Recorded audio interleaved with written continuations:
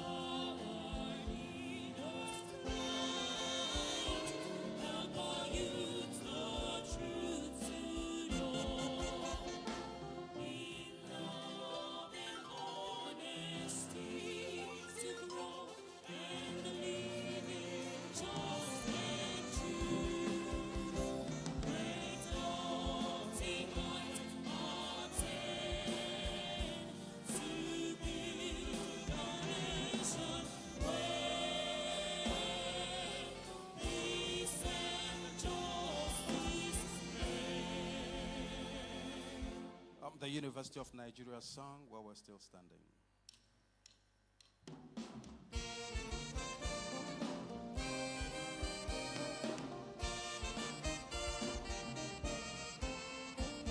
University of Nigeria, my alma mater.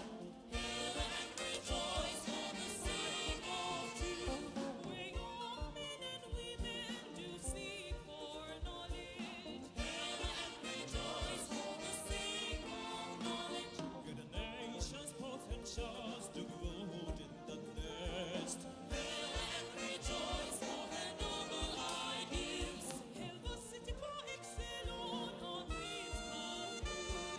Hail and rejoice for the giant always. My alma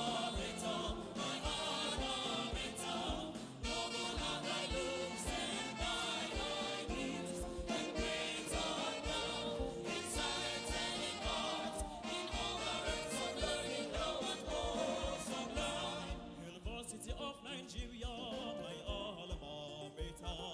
Hail and rejoice for her lofty plant. The varsity floor is sighted on soft green hills.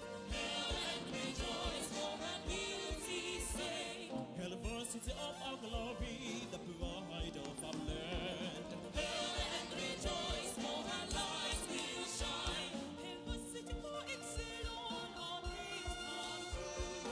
Hail and rejoice for her giant towers. My alma mater,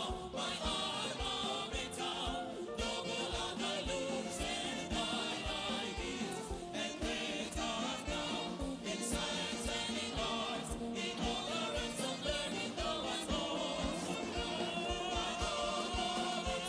My alma mater, noble are thy looks and thy ideals, and great art thou in science and in art, in all the realms of learning thou art most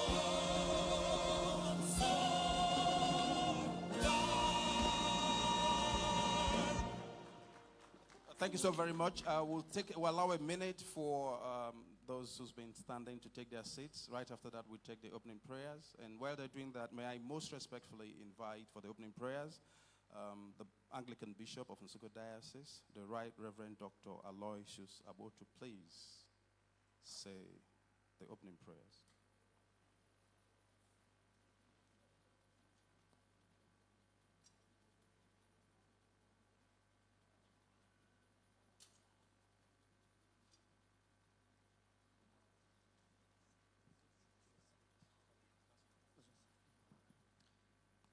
Please, let's pray. Glorious, everlasting Father, King of kings, the beginning and the end. Thank you for this wonderful day. Thank you for University of Nigeria, Nsukka. Thank you for the vision of establishing this great institution. Thank you for all you've been doing through this place. Thank you for those you've been using all these years. Today we are here to reflect on your goodness, to appreciate you, and to pray that you, who have been our help in ages past, will continue to be our hope for years to come. May your presence be here with us. Guide us aright. May this gathering and this celebration be to the glory of your name. And may what will happen here not just be a celebration, but will bring healing to the wounds of our time and give us direction, hope, and light in the midst of our darkness.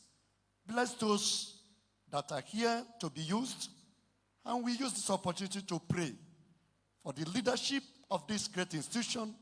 May your hands continue to be upon them, to guide, to direct, to protect, and to preserve.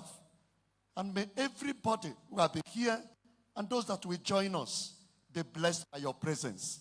In Jesus' mighty name we pray. Well, thank you, my Lord Bishop. Thank you so very much. Please take your seats.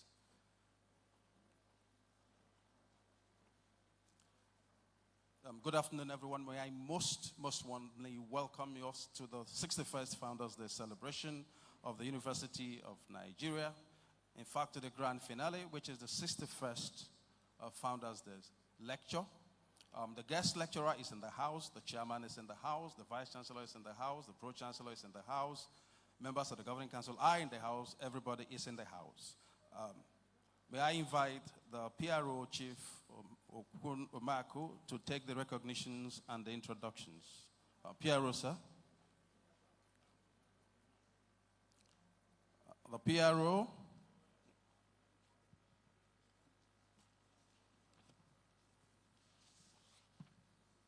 Thank you so very immensely, Professor Wanguma, Chairman, Senate Ceremonials Committee. I'll be very brief about this and brisk equally. On recognitions, I'd like to acknowledge procedurally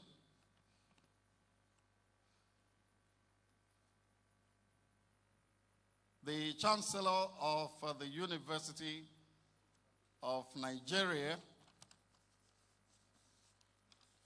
Chancellor, University of Nigeria, Oba Adeye Enito Babatunde Ogunwusi Ojaja II, the Oni of Ife, Chancellor of the University of Nigeria, here today, ably represented by Professor Jalil Ojoade. Please, let's appreciate him.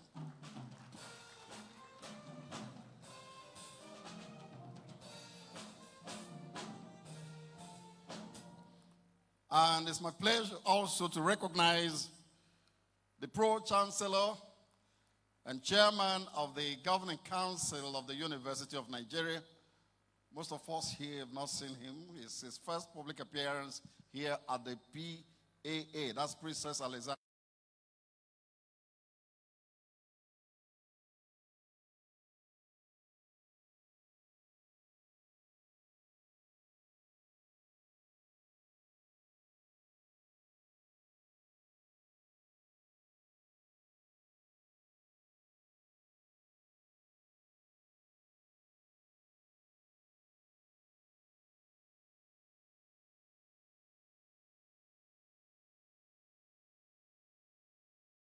The first product of this university to serve as Vice Chancellor, the 15th Vice Chancellor of the University of Nigeria, soil scientist, fellow, Academy of Science, Professor Charles Arizechukwu Igwe.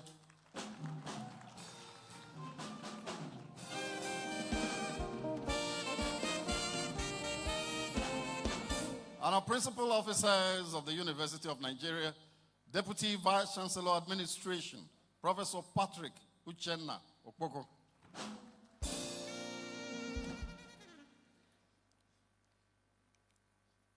Now back to us after a long while. We're happy to have her back after a series of surgeries overseas.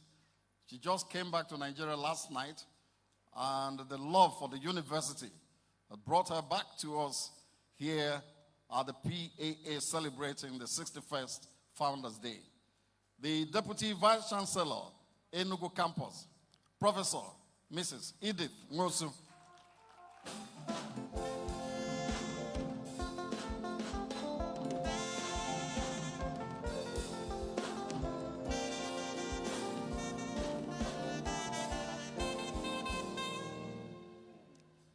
We also acknowledge in our midst the Registrar of the University, Barrister Dr. Chris Ibokwe, and the Bossa of our university, Dr. Jude Ede, the University Librarian, Dr. Promise Ifoma Ilo,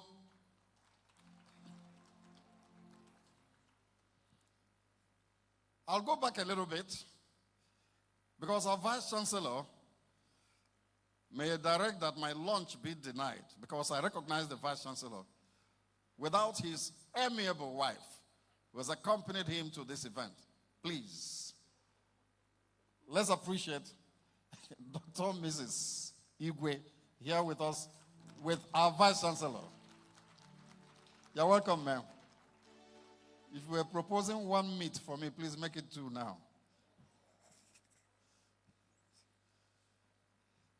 We also recognize the President worldwide of the University of Nigeria Alumni Association, Sir Ben Okoronkwo.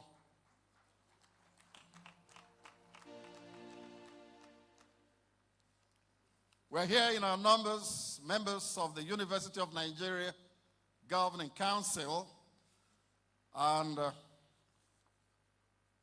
we're happy they're making their first joint appearance before us here at the Princess Alexandra Auditorium. Not in any particular order. His Excellency, Ambassador Sani Baku, MFR, MNI.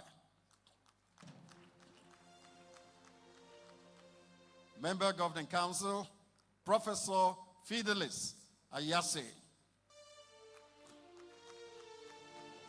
A council member, Barrister Ibrahim Zailani. And our council member, Finbar Ike Emogu. Dr. Aaron Adibe Abo is a member of our governing council. We also have Professor Lawrence Ezanyika, member, governing council.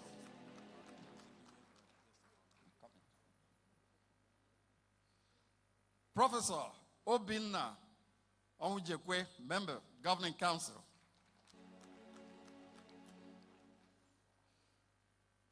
Professor Joshua Umifekwem, member, governing council. Also our Miss Bearer. We also have Samuel Tangi, member, governing council, University of Nigeria. We also have members of the immediate past council here with us, and we acknowledge them alongside all the professors of this university in attendance. We have a very special guest, and I want to recognize her in a very special way. First Lady of the Federal Republic of Nigeria at inception, an emeritus professor, wife to our founding father, distinguished ladies and gentlemen, a distinguished emeritus professor here with us, Professor Uche Azikiwe.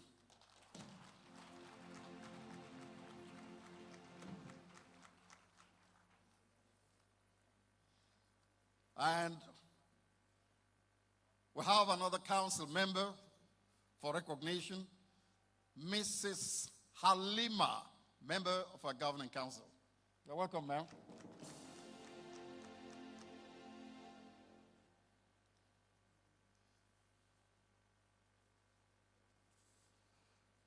We recognize all the professors, as I indicated earlier, who are present with us at this very historic event. And I'd like to present us with the chairman of today's occasion, who will superintend the affairs that we're going to hold in this PAA. Distinguished ladies and gentlemen, let's give it all up for Brigadier General J.O.J. Okolago, retired. Akwa Akuluwa of Uke. Are you clapping for chairman or for me?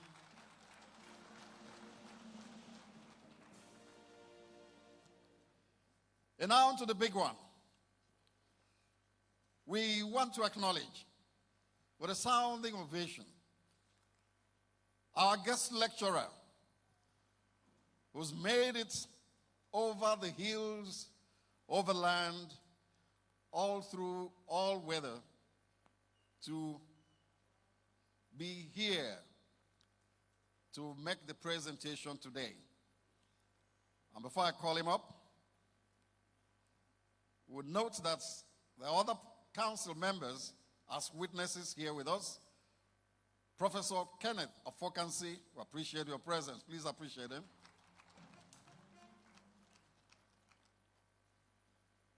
And Professor Mrs.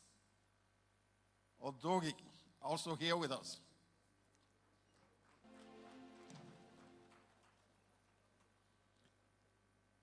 I would like at this point in time to welcome our guest lecturer, a man of many parts, an astute politician, successful career exploit, a seasoned administrator, the love of the masses.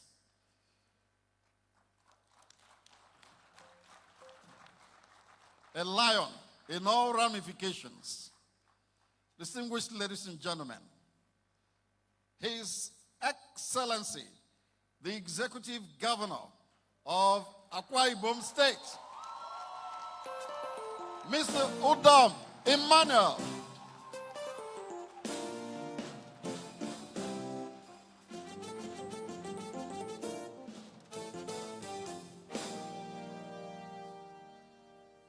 Time is fast spent.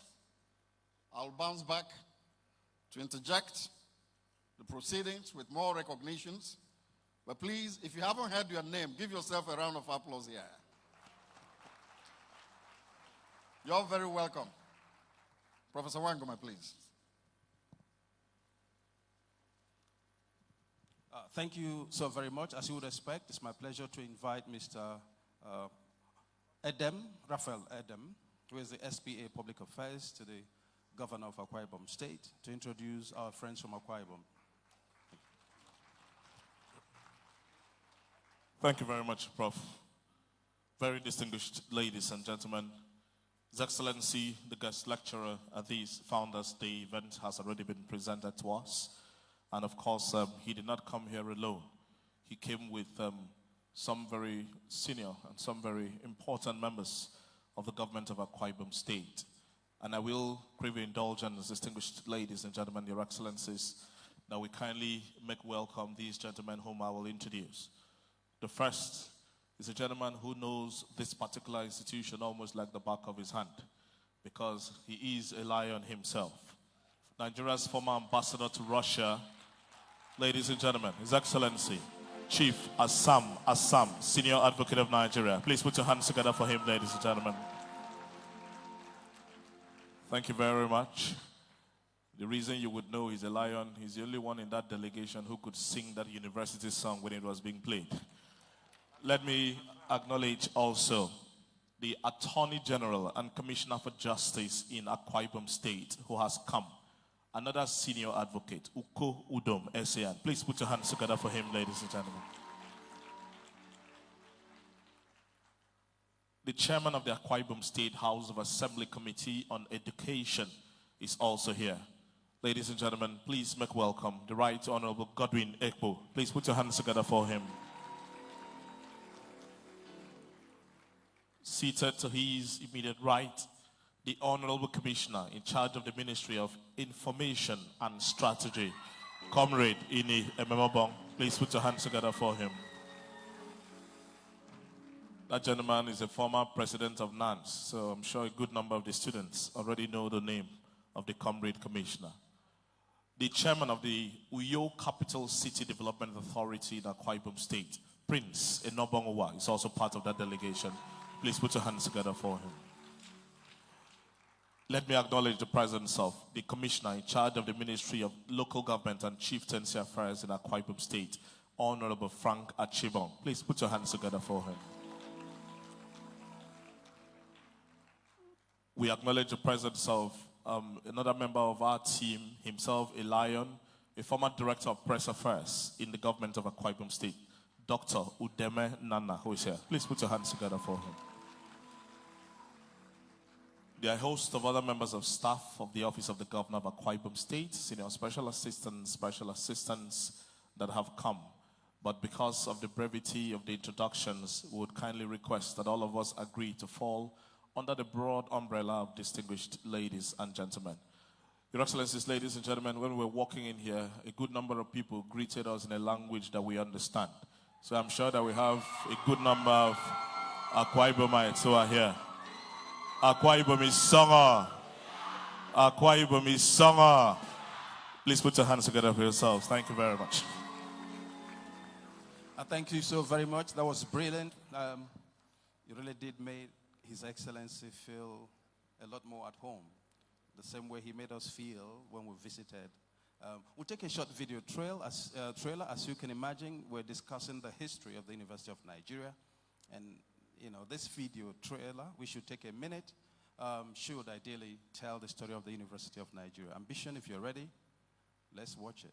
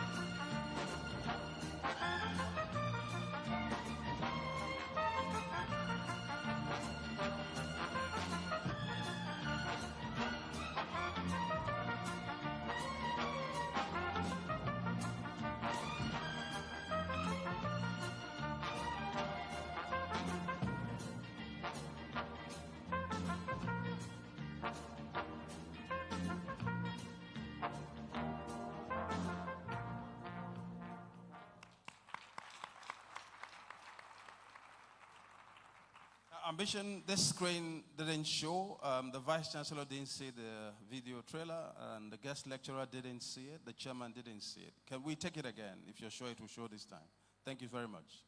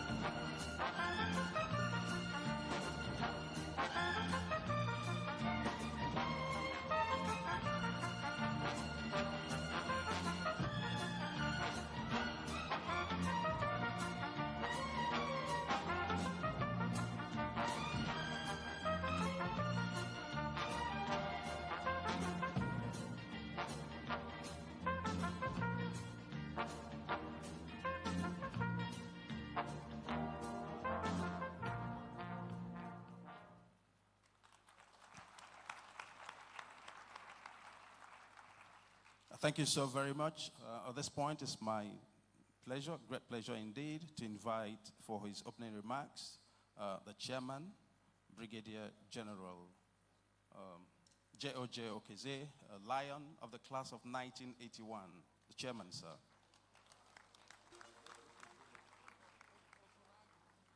Did I get it wrong? J.O.J. Okolago, oh, did I get it wrong? Sir, the microphone, sir, I apologize. The Akwa of Ukehe.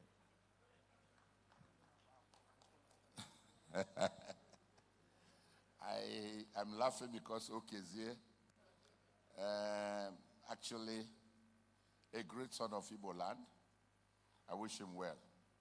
But I'm not Okezie, I'm Okolago. By way of protocol, the Chancellor, ably represented here, the Pro-Chancellor, High Chief Emenike Ikechi, I salute you. The Vice-Chancellor, Professor Charles Igwe, Your Excellency, the Governor of Akwa Ibom State, I can see the love exuding from the audience. And of course, it's evidence of your work because I think he's creating jobs for the youths. And that's why I think he was appropriately chosen to talk to us today. Your Excellency, you are welcome. Deputy Vice Chancellor. I'm not going to go on any order. I must recognize Her Excellency, the first lady, very, very, very first lady of Nigeria, in the person of Professor Ucha Zikiwe. Since I'm not seized of the various identities, may I just simply recognize the presence of the comrades here. I heard somebody called comrade, because you guys, we have to manage you well, and you manage us well too. The press, distinguished ladies and gentlemen, the audience. I haven't said that. I think I can put on my headgear now. A cap, please. But we say headgear. I still haven't lost my, or left my language or culture. We call it headgear, not cap. But now that I've put on my cap, I want to stand on existing protocols to welcome everybody who has turned out here today for this unique occasion. But I want to thank particularly Professor Charles Igwe for finding me a person fit and proper to come and chair this august occasion, where I even have state governor, a performing governor for that matter. I give it to him. I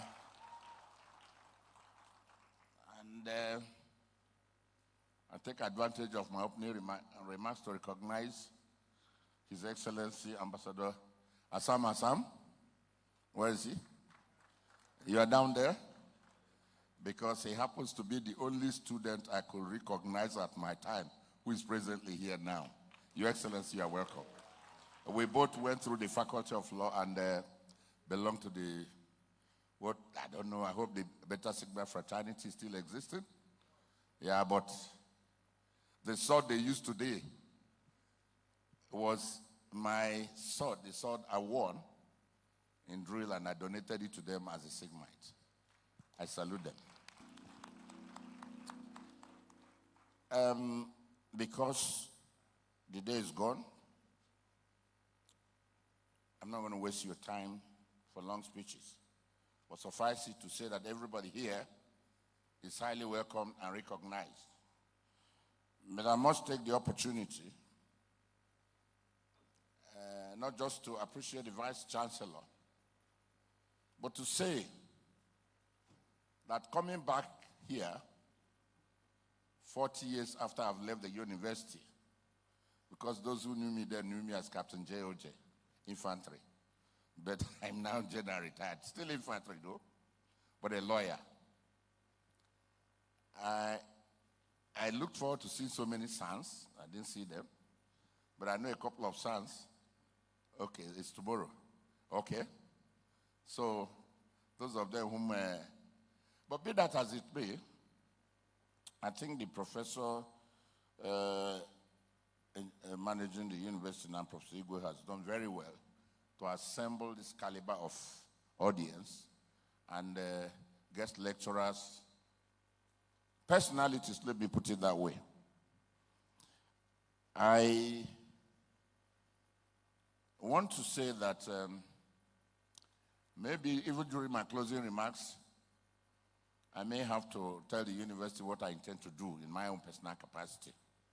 But let me take the liberty right now to announce that the Nigerian Deposit Insurance Corporation, where I am a member of the governing board, the board of directors, not the governing council, because it's not any institution, has a plan to do an endowment of professorial chair for the university, so that, and I am going to really pray and work hard that the chairman of my board, who herself is a lawyer, will see through during the tenancy of our own administration, in close cooperation with the managing director whom I reached out to. I couldn't get my chairman, but somehow I have the mandate to make that announcement. And again, let me correct the impression, because there was a publication sometimes, and this is an opportunity to erase it, that NDIC was giving 1,000 naira to bear whatever urinating. We're still in correspondence with the university, but we've not been able to get the facts right. But I can assure you that the NDIC, if indeed it did so at a time when 1,000 naira was money. Because I'm not shy to say it, but as a second lieutenant in this country, I earned 150 naira. And even my car loan was 2,400, which bought me a car. And I said building my first house. That was the value.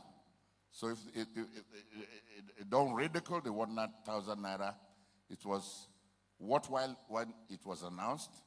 But once it's sorted out, the Nigerian Deposit Insurance Corporation will definitely give a prize befitting of both the corporation and the institution, which is my alma mater. I want to stop here for now and pray that you have good appetite to listen to the performing governor of Akwa Ibom State, His Excellency Udom Emmanuel. I'm not giving him the microphone because the MC, let me also take the liberty that you run the program, you run this in according to the program. So whoever is going to speak next, you may not necessarily have to get my permission so that it can flow. I welcome everybody. Thank you so very much, Chairman. And the next will take the address by the host, the Vice Chancellor of the University of Nigeria, Professor Charles Arizechukwu Igwe, FAS.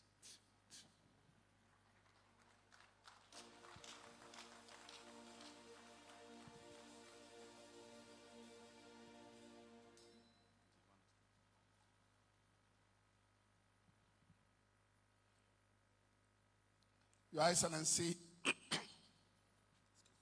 Your Excellency, the Executive Governor of Akwa Ibom State, here present, the representative of the Chancellor of the University of Nigeria, the Oni of Ife, the chairman of the Governing Council, University of Nigeria, here present, principal officers of the university, council members, the widow of the first president and the founding father of this university, Emeritus Professor Uche Azikiwe. I call her Oweleres.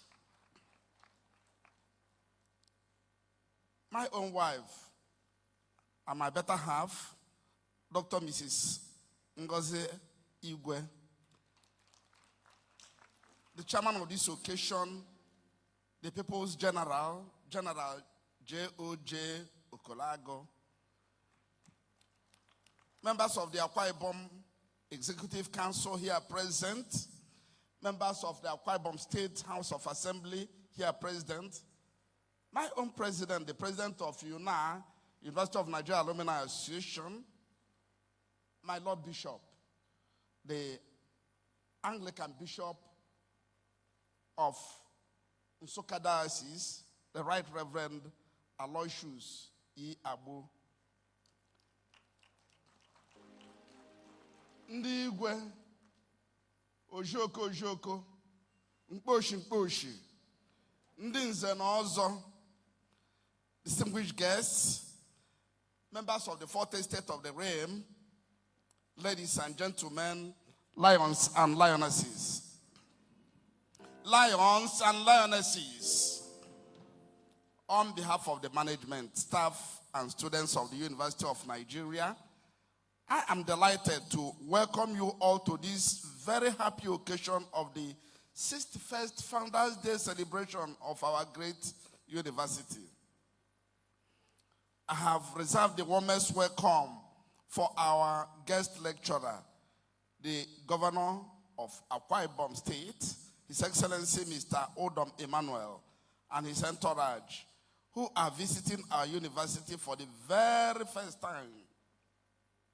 His Excellency, your presence here today has added both color and candor to our celebration, and we are grateful that you could choose to be here today over and above all other competing engagements. I heard from the grapevine that you were supposed to be even with your alma mater for some other function, but you decided to be here.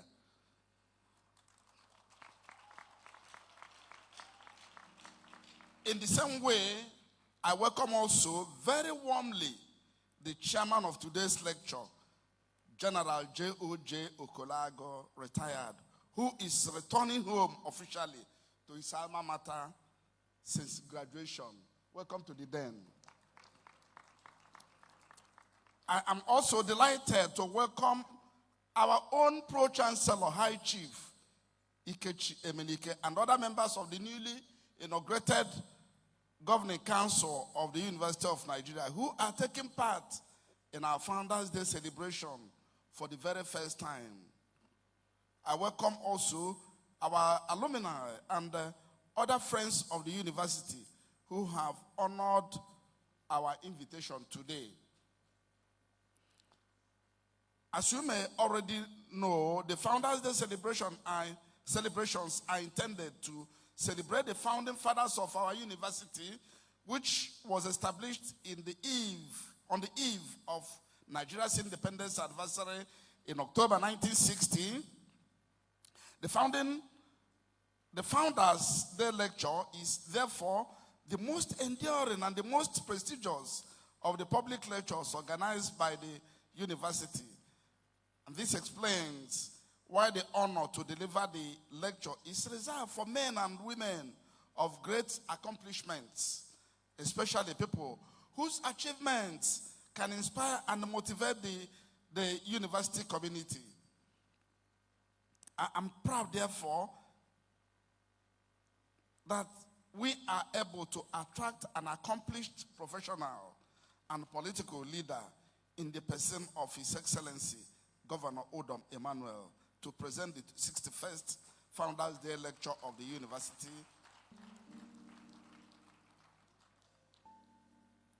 In Governor Udom, we have a seasoned professional and a renowned manager of human and material resources.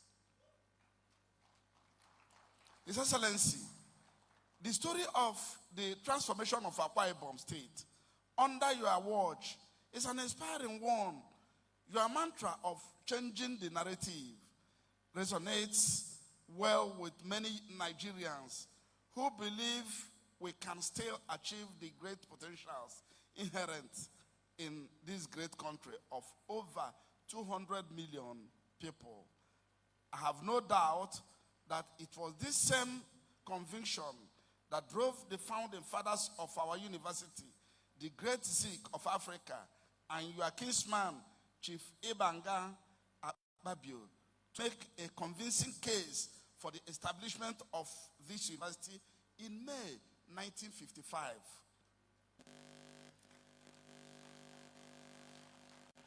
As an optimist, I have no doubt that your lecture will leave us inspired and motivated to continue to work towards the country of our dream. In addition, I'm also sure the lecture will reveal why you are highly sought after as a great lecturer in the country. In our chairman, we have a lawyer, an army general, and you can see that the way he takes his salute. They say, "Oh, soldiers."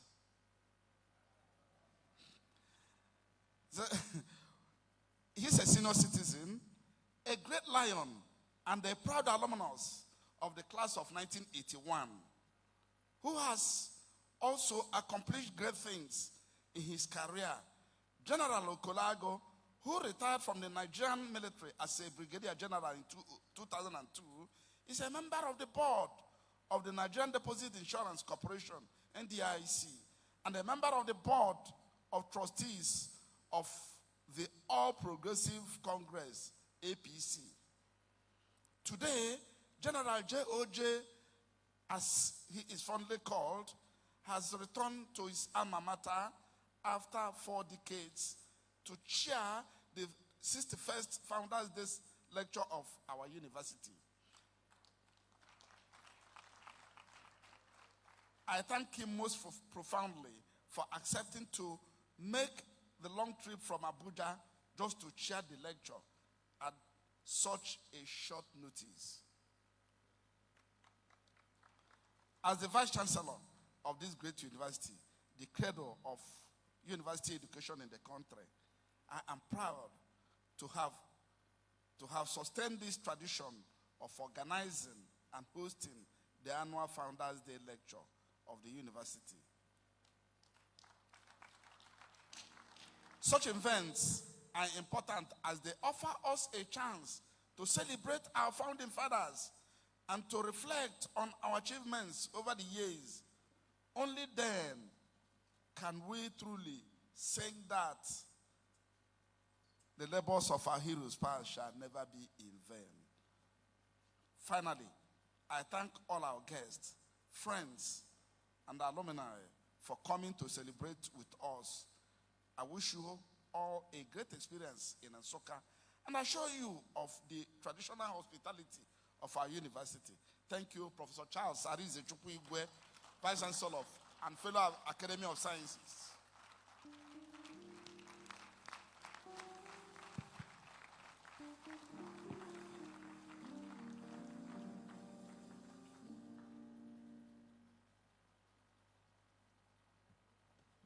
Thank you so very much, sir. Another ovation for the Vice Chancellor. And next, we'll take the citation on the 61st Founders Day lecturer. And to read the citation and introduce formally the 61st Founders Day lecturer of the University of Nigeria is the University orator, Dr. Ikenna Onwebuna. The citation on the 61st Founders Day lecturer. Please.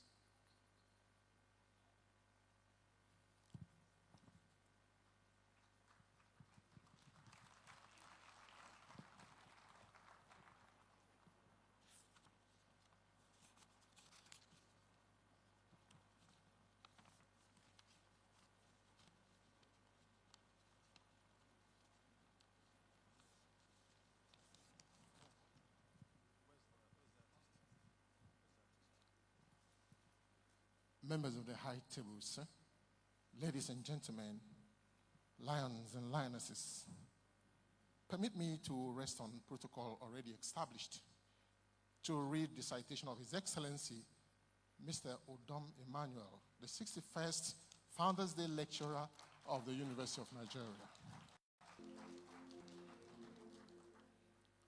The life of the distinguished lecturer of the 61st Founders Day anniversary of the University of Nigeria fits snugly into the cone contrived by Helen Keller, thus, success is not final, failure is not fatal. It is the courage to continue that counts. And has His Excellency Mr. Udom Emmanuel demonstrated that courage to continue? Wait for it. Governor Udom Emmanuel was educated at the University of Lagos, from where he earned a second-class upper honors degree in accounting. He went on to take a master's degree in corporate governance from Leeds Metropolitan University in the United Kingdom. This made him one of the few experts in the field of corporate governance. I thought that should excite you.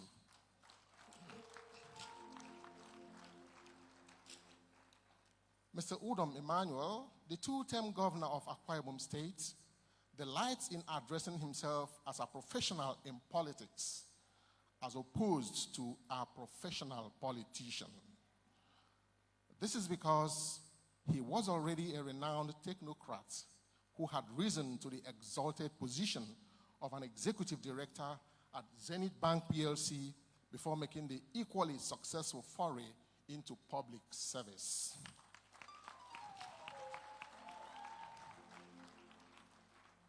In addition to his degrees, Governor Emmanuel attended several executive management and professional programs in different parts of the world.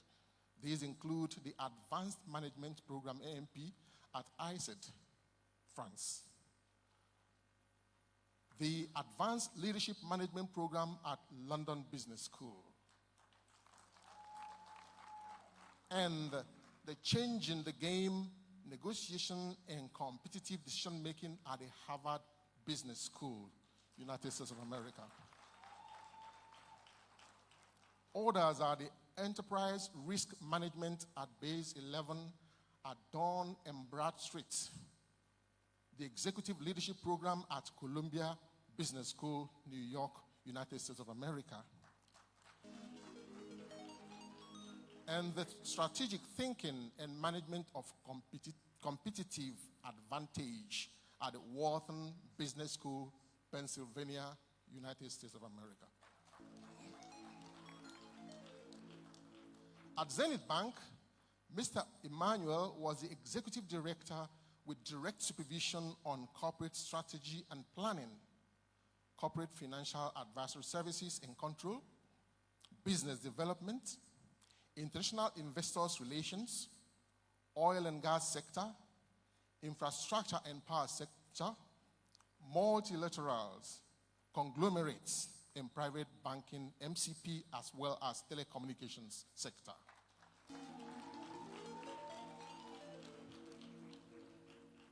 Before he was elevated to the position of an executive director at Zenith Bank, Mr. Udom Emmanuel had held many non-executive directorship positions.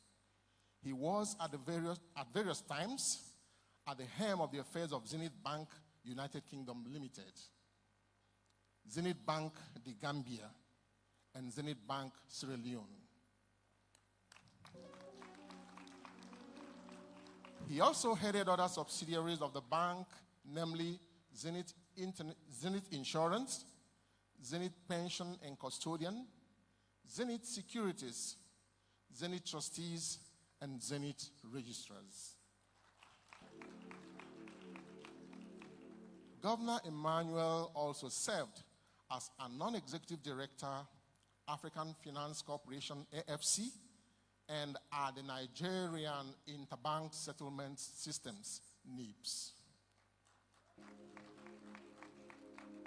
Governor Udom is a fellow of the Institute of Chartered Accountants of Nigeria.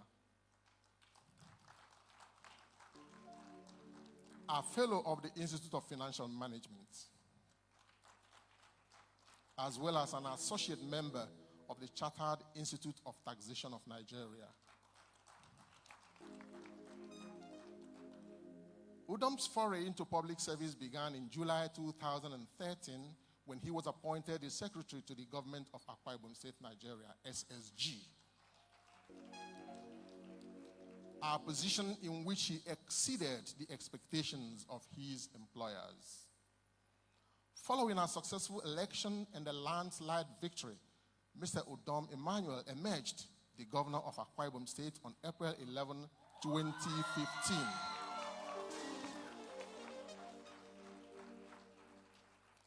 He was re-elected for a second term in April 2019. In addition to his many achievements in terms of infrastructural development and industrialization, Governor Udom Emmanuel is driving a mindset change in Akwa Ibom State. He has brought his can-do spirit to the state, where he is changing his people to arise, or Dakada in vernacular, and claim the greatness, drive, and to develop a new approach to doing things. This spiritual and moral rebirth has been happily internalized by the people of the state and has yielded many results. The chairman, our guest lecturer, is an award-winning governor. He was voted the most outstanding governor in the current political dispensation by the Nation newspaper, a major newspaper that is owned by the national leader of the APC, Asiwaju Bola Ahmed Tinubu.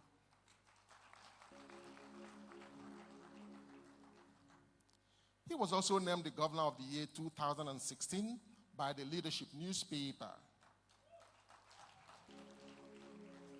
And the icing on the cake was the Integrity and National Service Award bestowed on him by the Nigerian Television Authority, NTA.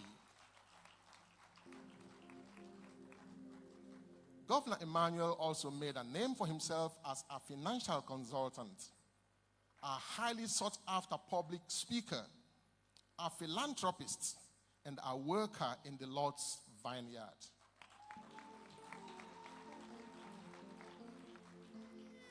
Governor Emmanuel is happily married to his beautiful wife, Her Excellency Martha, and is blessed with children. He hails from Awaiman in Ona local government area of Akwa Ibom State, Nigeria. As though taking the counsel of Richard Height, embrace the present moment fully and with passion, because only through the present moment do we truly live. Today, we are poised to partake of the wisdom of our compassionate compatriot, an indefatigable leader, an open and transparent administrator, an exemplary executive, a professional in politics, a many-sided technocrat, a highly creative corporate titan, and a loving husband and father. Mr. Vice Chancellor, sir, and Mr. Chairman, sir, to present the 61st Founders Day lecture of the University of Nigeria, I present to you, ladies and gentlemen, the Executive Governor of Akwa Ibom State, Nigeria, His Excellency, Mr. Emmanuel Gabriel Udom.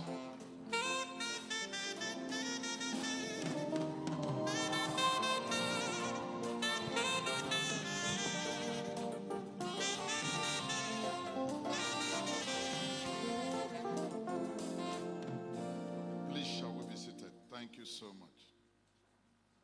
Thank you. Well, I want to thank the university orator that all those ones he is saying most important thing is that we are saving the people.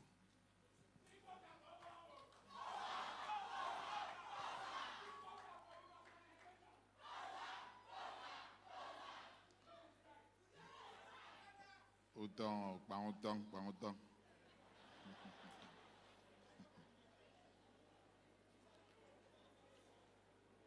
The chairman of this great occasion, the People's General, Brigadier General J.O.J. Okoloagu, the Chancellor of this great institution, represented by Professor Ojuade, the Oni of Ife, being ably represented, our Pro-Chancellor, High Chief Ikechi Emenike, our chief host and his dear wife, the chief executive of this great institution, the Vice Chancellor, Professor Charles Igwe and his dear wife, Deputy Vice Chancellor Admin, the spouse of the founder of this great institution. Let me join the Vice Chancellor to call her Uweleres, the Professor Emeritus, Uche Azikiwe, the Registrar, the Librarian, other council members here present, the members of my entourage, my Attorney General, His Excellency, the former ambassador, Nigeria's ambassador to Russia, members of the Executive Council of Akwa Ibom State Government, those that make things happen, the senior special assistants, and the main people behind the governance. The international president of UNN Association, Sir Ben Okoronkwo, gentlemen of the press, ladies and gentlemen, lions and lionesses, great Akokite. None is here? Oh my God, I can't be here alone. Thank you, sir. Thank you, sir. Thank you, sir. Greatest Nigerian students. Today, the lecture is on a very familiar theme, changing the narrative of development in this country through industrialization and infrastructure. And I'm going to draw a whole lot of examples, analogy to things that we see. And permit me also, if I mention places like America, why will I mention America? Number one, because we copy or we adapted, let me put it that way, the presidential system of governance from them. So we have almost the same structure. So, and I'm also one person, I compare with the best. I don't compare with the mediocres. So I compare with the best. And so permit me if I do that. And at the same time, I'll speak, you can see I came with the chairman of my State House of Assembly on education.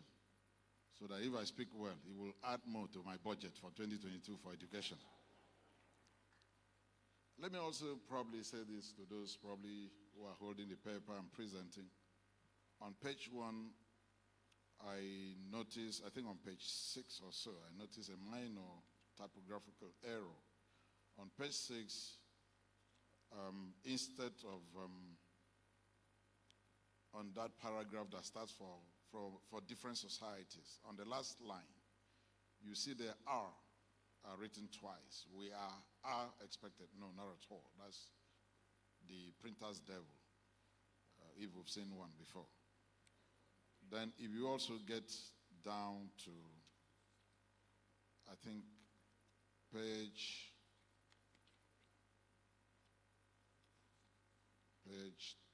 13, page 14, where you have water is a cleansing agent, that paragraph. If you move around that area, come down to where I said they should be involved in politics. That is why I am in politics. I said politics is too serious a business. I think they omitted "are" there. Then if you come to the very last but one paragraph, You see there where we say we can also restore. I think there's a printer's devil there. It's we can jointly restore. We can jointly restore, because not also restore. I made a bold to say that people will be wondering, why did I choose to talk on industrialization and infrastructure? It's because I have a passion for it. And also, I get so challenged. The first industrial revolution came and left. Africa did not participate. So many things came and left. Africa were all left out. And even sitting back as a person, as a governor, so many other things happening around. And it seems as if we didn't want to participate. In this lecture today, you see how we launched in and how we also participated. One of such examples I'll give during my lecture is when we looked at the airspace. The whole country, Nigeria, no national colors. Ghana, our neighbor, no national colors. We said those who are flying their colors, do they have two heads? A state can create, can do something much better.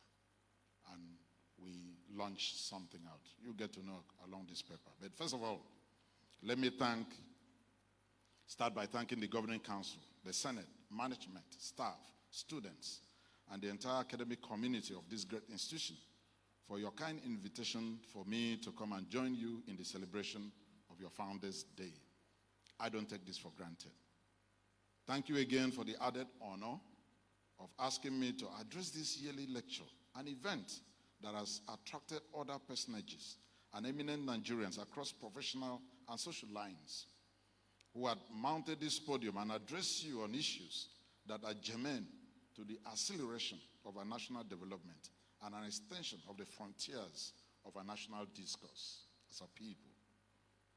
I bring you greetings from the good people of Akwa Ibom State, the land of promise and God's own piece of real estate. The founding of the University of Nigeria, Nsukka, has a profound connection with Akwa Ibom State. It was the late Udom Emmanuel, a son of Akwa Ibom State, who in 1955 first moved a motion for the founding of this great institution. And the motion was seconded by the late great Zik of Africa, Dr. Nnamdi Azikiwe, who eventually expedited the process for its establishment and the intellectual rebirth. So we can see the symmetry of impulse between this land of knowledge and the land of promise called Akwa Ibom. There's that symmetry of that impulse. So since its founding 61 years ago, this great citadel of knowledge has produced and helped shape some of the best and brightest minds in this country, and some even outside this country, because it got to a time where in Nigerian universities, a whole lot of proportion or high percentage of students were not from this country. They were all over from other parts of this continent, even some outside continent of Africa. From thinkers to doers, and some of the most impactful technocrats from our state are all from here, thus cementing further the bond of friendship forged through intellectual flourishes and commonalities of thoughts and beliefs. Just about 2 weeks ago, we celebrated the 34th anniversary of the creation of our state, Akwa Ibom State. And we thank God for lifting us from the abyss of underdevelopment to our current status as the destination of choice for investors, for tourists, and the preferred location for seminars, conferences, and retreats. The University of Nigeria, Nsukka, prides itself as the cradle of intellectualism in Nigeria, just as Akwa Ibom State considers itself as the crucible of the new Nigeria.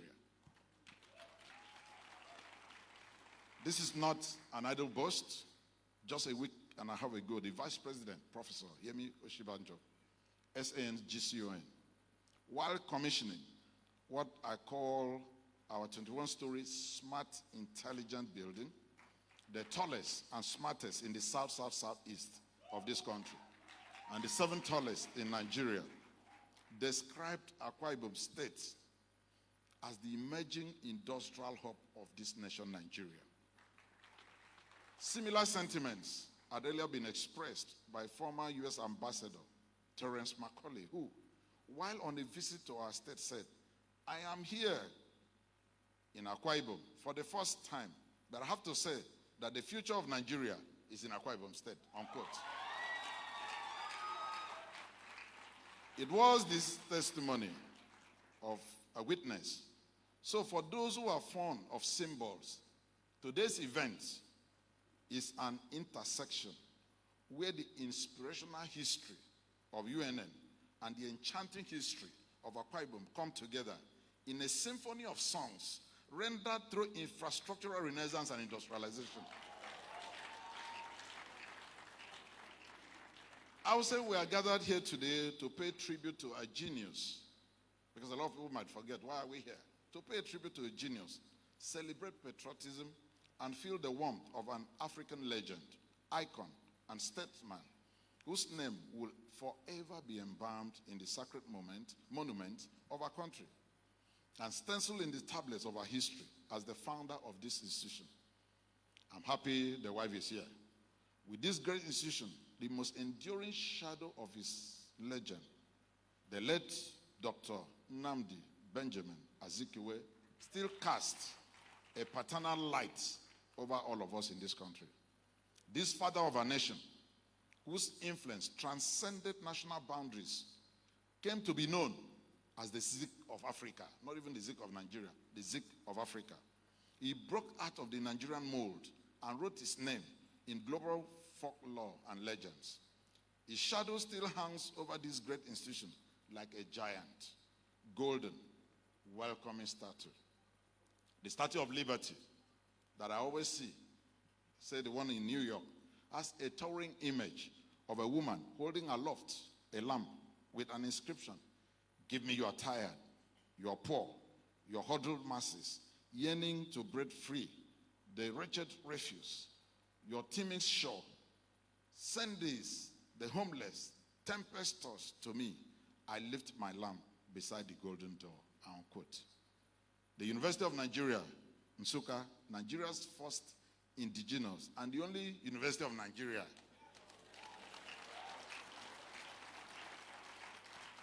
was also conceived as an institution where all Nigerians in particular and the world in general, the tired and the strong, the poor and the rich, the tempest-tossed and the huddled masses, yearning to breathe the freedom of education, could enter through its golden gates of knowledge. The university does not only hold aloft the hope of Nigeria, it has a symbolic relationship with our country, Nigeria. This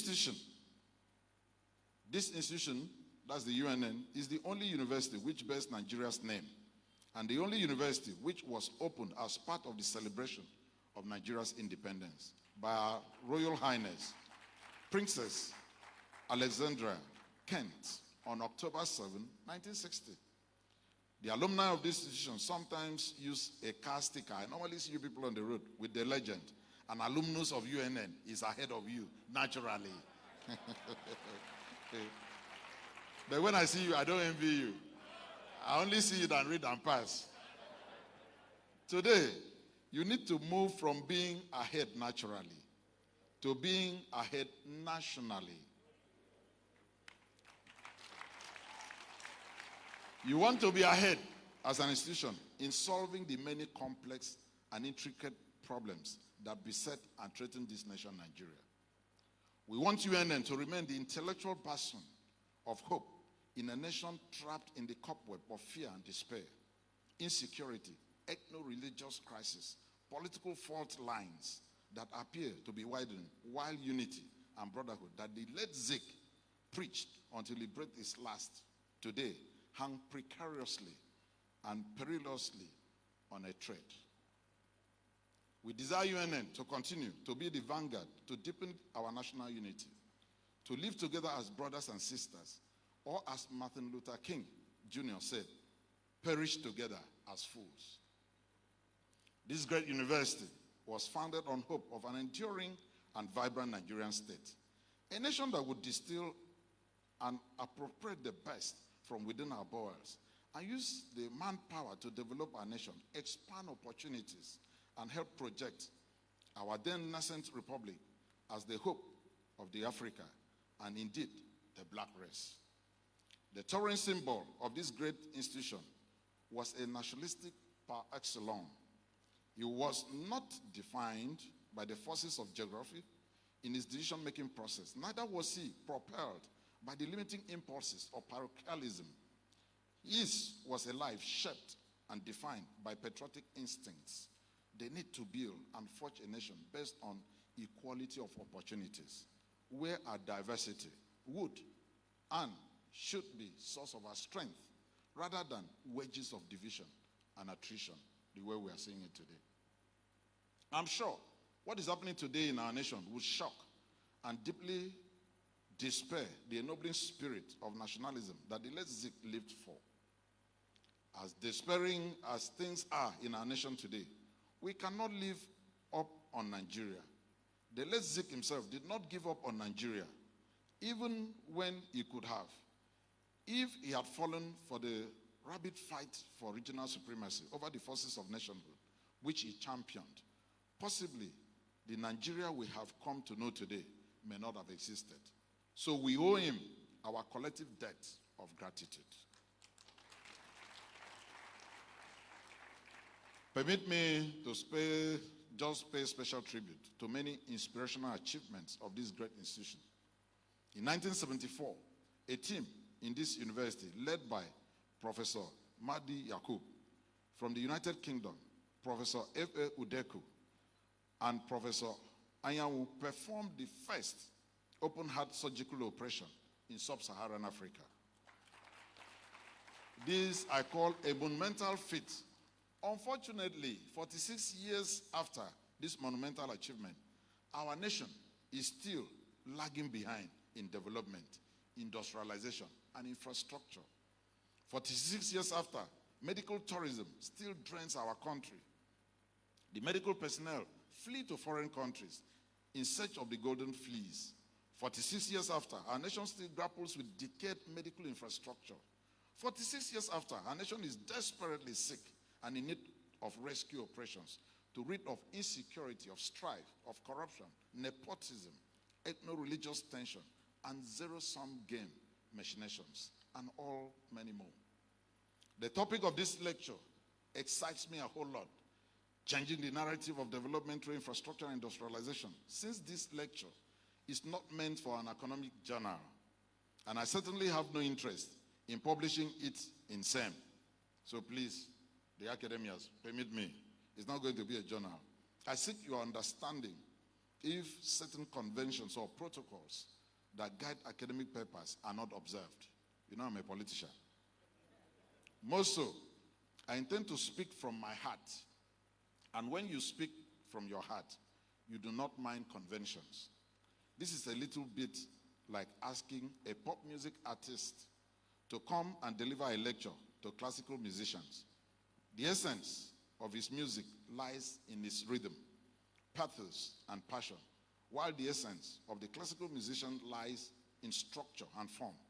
More so, take this as the voice of the one crying in the wilderness. I quote this from the Bible, which says, "Prepare ye the way of the Lord. Make straight in the desert a highway of our God. Every valley shall be exalted, and every mountain and hill shall be made low, and the crooked shall be made straight, and the rough places plain, and the glory of the Lord shall be revealed. And all Nigerians shall see it together, for the mouth of the Lord has spoken." I unquote. A cry, if I take from that Bible portion, a cry has no form and no structure. Otherwise, it is not a cry. But it is not only a lament, but an effort in hope. A cry is meaningless as an end in itself. We cry, but we see through the mist of our tears while we chart a path forward as a country. There are so many definitions of development because the term is complex and ambiguous. And its meaning can vary depending on the context of its usage. But when you break the term down, it all comes down to bringing about social and structural changes for the empowerment of the people. It's as simple as that. I identify with the view of Amartya Sen, economist and Nobel laureate, who posited that development is about well-being. The human being, the father, the son, the daughter, the mother, the farmer, or the student is the sum of all government's activity, nothing more than that. In the 80s, Nobel laureate Sen confounded the traditional welfare economics idea that incomes should be the main measure of well-being. It was his view that poverty was the result of a wide range of deprivations in the standard of living, health, education, and others, not income alone. His research on the approach to understanding well-being led to the introduction of the Human Development Index and the Multidimensional Poverty Index by the United Nations. He further expanded the frontiers of his intellectual dialectics in 1999 with an argument that freedoms should also be considered not only as a means but an end in development. Analyzing Sen's argument, Owen Bader, a former vice president of the European Center for Global Development, agrees that development must be judged by its impact on people, not only on changes in their income. So if we all claim we have had so much development, what's the impact on the people, not just the income? It must be judged on issues like choices, like capabilities and freedoms. We must be interested in the distribution of these improvements, not just the simple average for society. Consequently, we must see development as a process that raises the question of who has the power to implement the process and who will benefit from the process. Therefore, to simply see development as an improvement in people's welfare and well-being falls short of this mark completely. Development should be about lasting change, not only shouting change, but lasting change. It should be about creating change, not managing change. Development should not only be about improvement in welfare of citizens, but the capacity of the government to provide the environment for the welfare and well-being of the people on a sustainable and long-term basis. For different societies, the goal of sustainability varies. What United States needs at this time may not cohere with Japan or India. So what Akwa Ibom needs may not be the same with Enugu State or Lagos State. But the central to any of these is the drive to provide infrastructure and industrialize. I think that's where we begin to solve our problems. Even advanced societies still invest in upgrading, providing more infrastructure for their people. As we speak now, the United States is planning to spend over $3 trillion, I'm sure you can read that all over the news, to revamp its infrastructure. You now imagine, how can United States that you seems everywhere is like, but they are just proposing infrastructure revamp budget of $3 trillion. If a country as advanced as they are is doing this, then we are expected to even do more in this regard as Nigeria. Making development sustainable and lasting comes through industrialization and the provision of infrastructure. Industrialization is that process of transforming an agrarian society to an industrial society. And for those who are following, probably my presentations of recent, I said that there are three major gateways to industrialization. Three major gateways that are very simple. We can't industrialize as a nation when we don't have the road network, when our airspace is not being fully utilized, or our shorelines are just made to waste. In that case, we cannot achieve it. The process involves a replacement of so much, human effort, movement, with something a little bit more mechanized.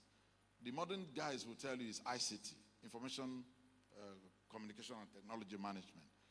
Replacement of mass production of craftsmen with assembly lines Come to think of it, how many do we have? And do you know where a country is falling short? Today, I made this example when I was opportune to speak at the Leadership Award presentation in Abuja. I said, how do we judge our country?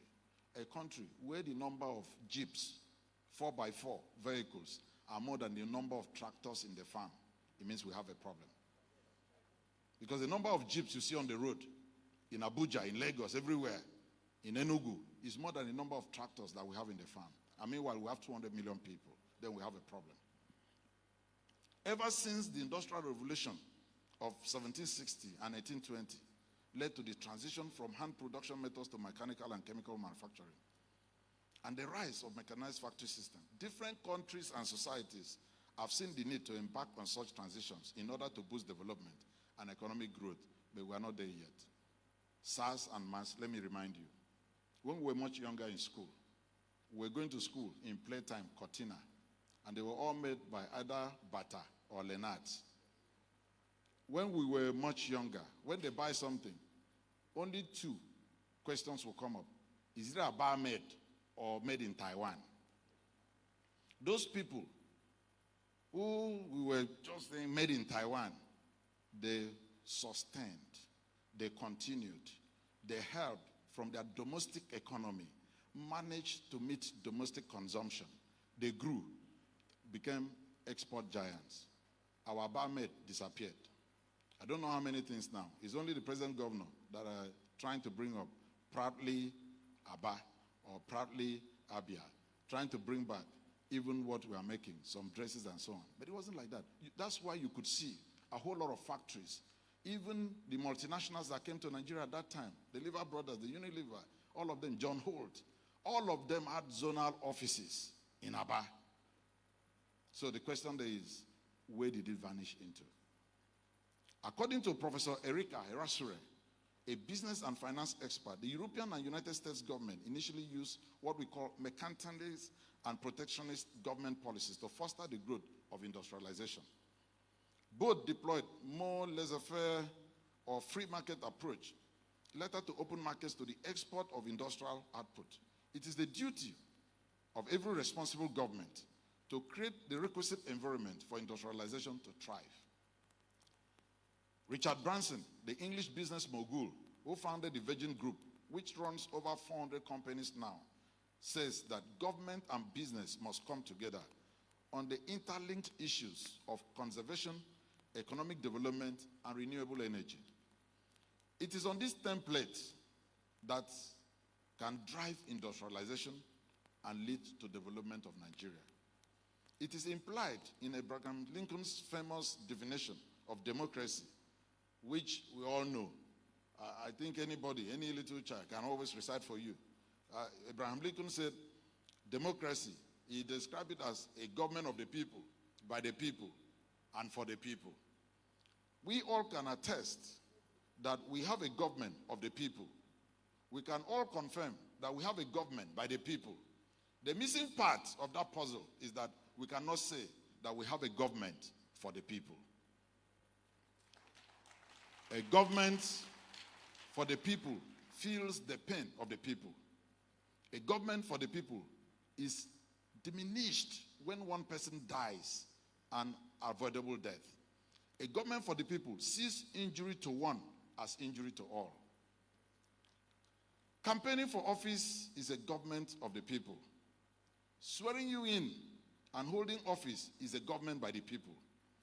Performance and letting the people have the dividends of democracy is the government for the people. That's Udom's definition. When you campaign, you are government of the people. The day they swear you in, you're government by the people. But the day you deliver that dividend, that's when you become government for the people. This was what agitated my mind when I assumed office as governor in 2015. Before this time, while still in the private sector, I had watched our hopes betrayed in more ways than one, and gradual deterioration of our national infrastructure. There were too many questions and little or no answers to them. Whatever happened to a Jakarta steel mill? What happened to the once thriving Nigerian newsprint manufacturing company in my state, in Okuiboku, that was located there? Why do we have such unmotorable roads? Why are there so many abandoned projects littered across the length and breadth of our country? According to a Senate committee report, the federal and state governments have nearly 12,000 uncompleted projects, which would require about 7.7 trillion naira to complete. It is my candid opinion that if these projects or a significant number of them were completed, our industrialization drive would have gathered greater momentum and our nation would have grown on all indices of development beyond where we are today. I think we need to look backwards. As I'm talking right now, you can imagine the aluminum smelter in Ikorobasi that employed thousands of Nigerians is lying completely west. Inside that plant, there's a 500 megawatts of electricity turbine, brand new. Nobody is using it. Meanwhile, we're looking for power. These were stark realities that confronted me when I was elected. The task at hand was development, but the tool to achieve that was industrialization and the provision of infrastructure. I was fed up with the description of my state as a purely civil service state, where the only source of employment or income generation was from government and its associated agencies. But today, if somebody asks me, what's your greatest disappointment in this dream? I will just mention one statement. I say it is because I do not control policies. Because if I were to control policies, there are a lot of things I would have done with a policy and not with money, and would have made a whole lot of impact. I wanted to change the narrative, and I recognize that infrastructure and industrialization will be the catalyst for this change. Conscious of that, we made industrialization the central plank of our development, and this was distilled into our 5-point initial governing document of job creation, infrastructural consolidation and expansion, poverty alleviation, economic and political inclusion, and then wealth creation, which today has been condensed into the 8-point completion agenda. And it might interest you to know that even before I get into the office, if I were to bring my laptop, you would have seen the date. I had the blueprint of what I needed to do in government, because you can't get into government by accident. You must plan. A lot of leaders, you need to develop, you need to actually plan to lead. You don't just lead by accident. In doing this, I was conscious of how nations of the world, such as the United States, that I took your permission to use them a whole lot in this, my lecture, were able to rise from an agrarian society as Thomas Jefferson had envisioned to be at independence to an industrial and post-industrial behemoth it has become today. Thomas Jefferson has defined the future of America at that time purely along agrarian lines. He spoke about all men being created equal. For him, they were created to be equal farmers. He likened the farmers to the salt of the earth. And in this 1718 letter to George Washington, he said, I quote him, agriculture is our wisest pursuit because it will, in the end, contribute most to wealth, good morals, and happiness, unquote. He suspected the bank and business persons like me, the mercantilist tendencies, and the trappings of modernity, but he had a counterpoise in their person of Alexander Hamilton. The West Indies immigrant had other plans to move America from an agrarian society to a nation of mercantilist favor, which infrastructure, commerce, and free market approach will lead the way. And all these are not rocket sciences. These are things our people even teach in other places. It's the execution that is our problem. And so, shortly after I was sworn in, fully conscious of where we were going, I set up a technical committee on foreign direct investment and charged them to go all out and sell our states, our areas of comparative advantage, and ensure that through industrialization, we would expand the opportunities of growth for our people, and in the process, change the narratives of our development. We also recognize the fact that the key drivers of industrialization are the quality of infrastructure on the ground, and of course, peace and security, since investors will not go to a place that is unsafe and insecure. I said this when I just did a TV program nationwide.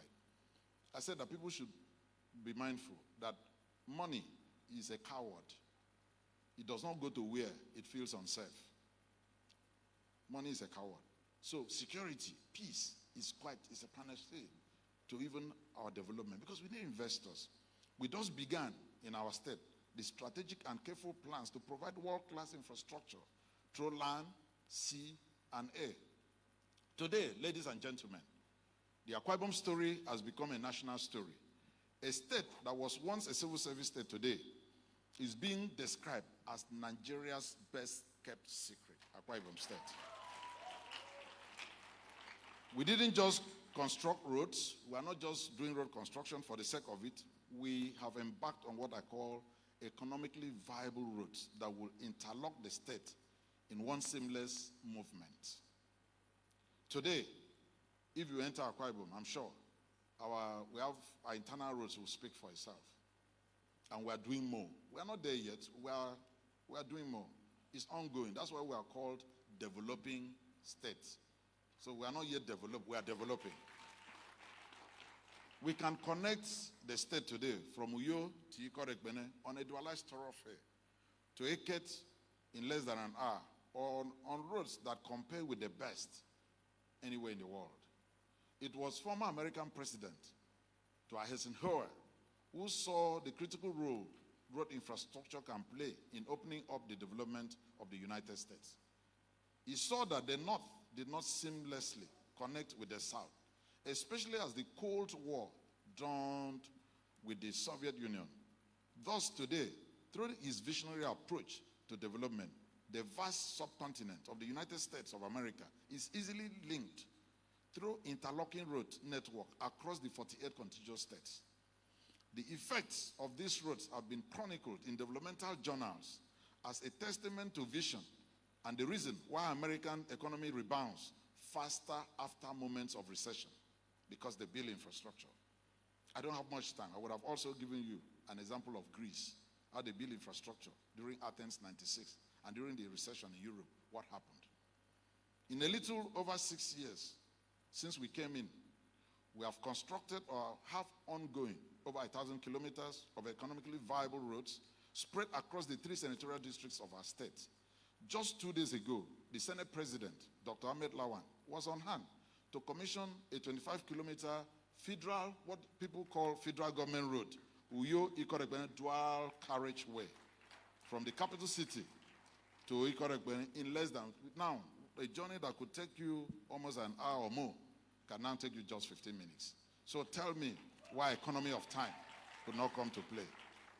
So you see, the level of economic activities this has engendered cannot be overemphasized.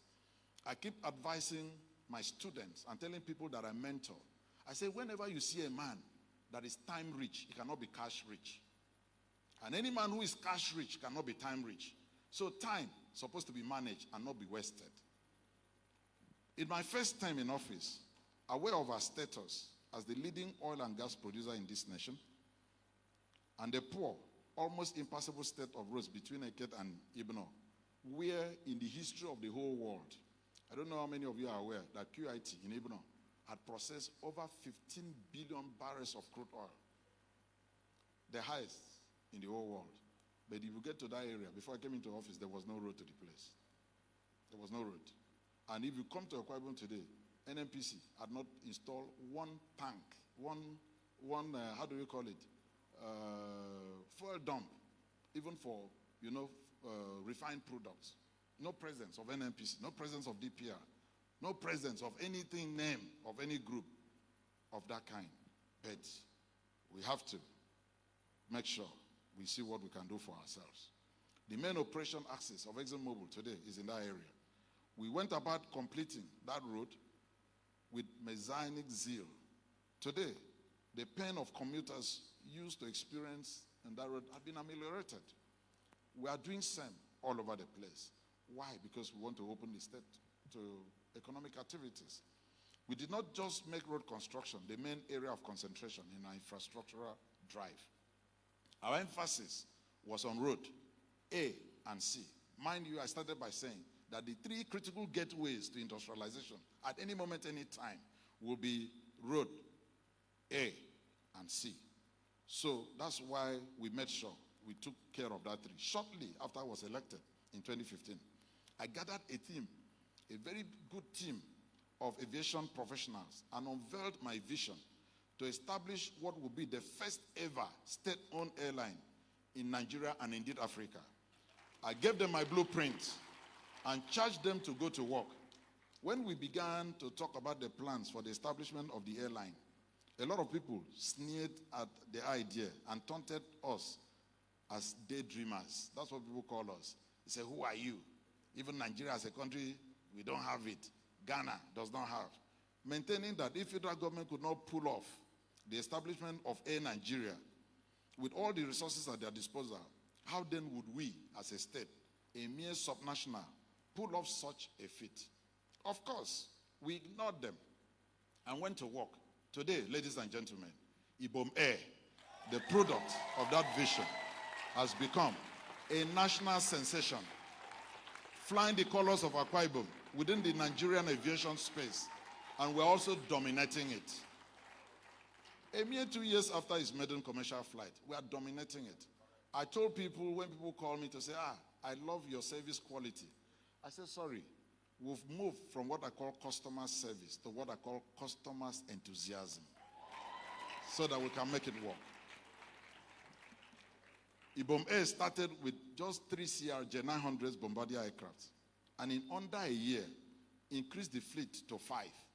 And earlier this year, added 2 new Airbus 220-300 series, thus bringing our fleet to 7, and many more to come. Udom Air is a testament to vision and to professionalism. We are equally embarking upon a total aviation development process that Nigerians will be proud of.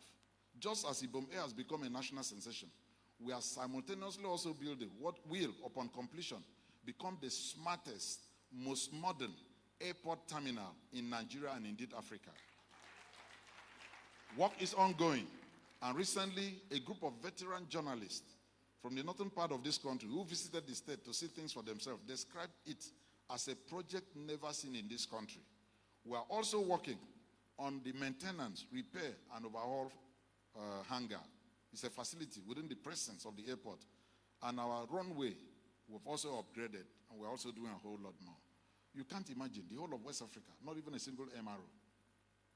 The last time I heard about the news, I think it was the American government that was even trying to help the Ghanaian government on a feasibility study.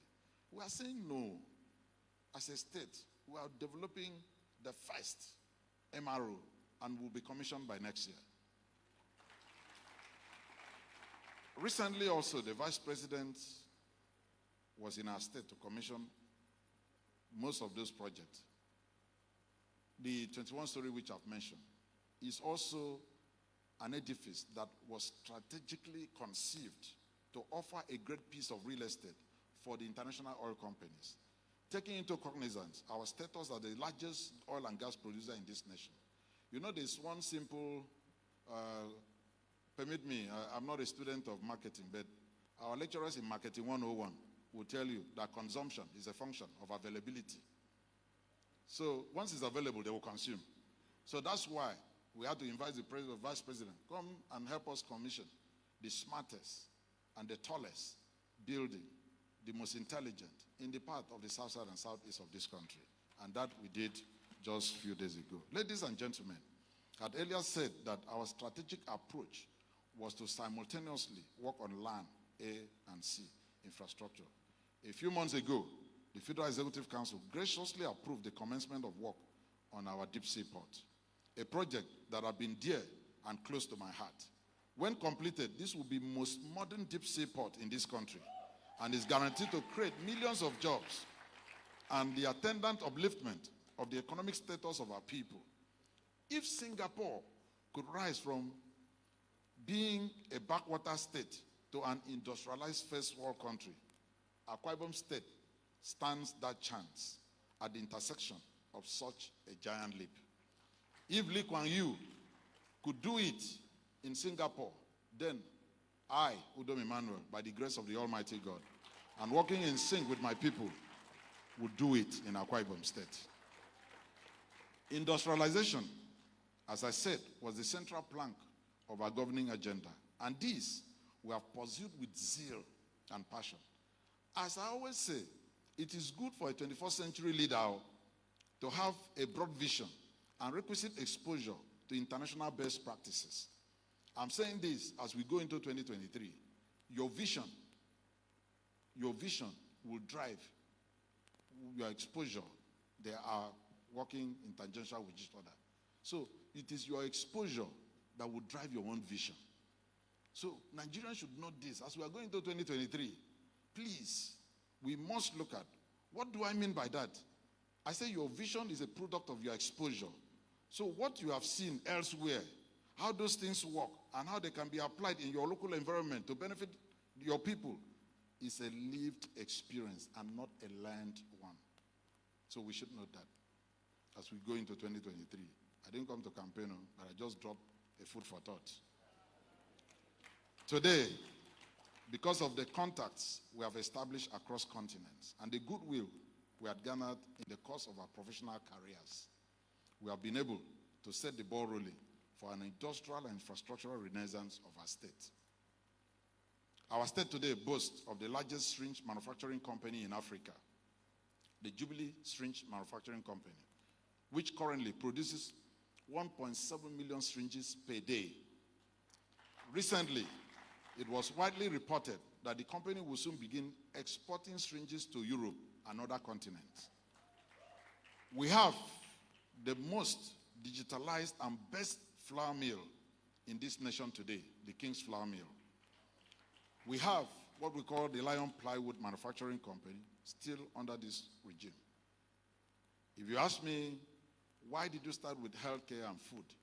Any country, anywhere you see people moving, activities going on, two things they will require: food, after that, medical attention.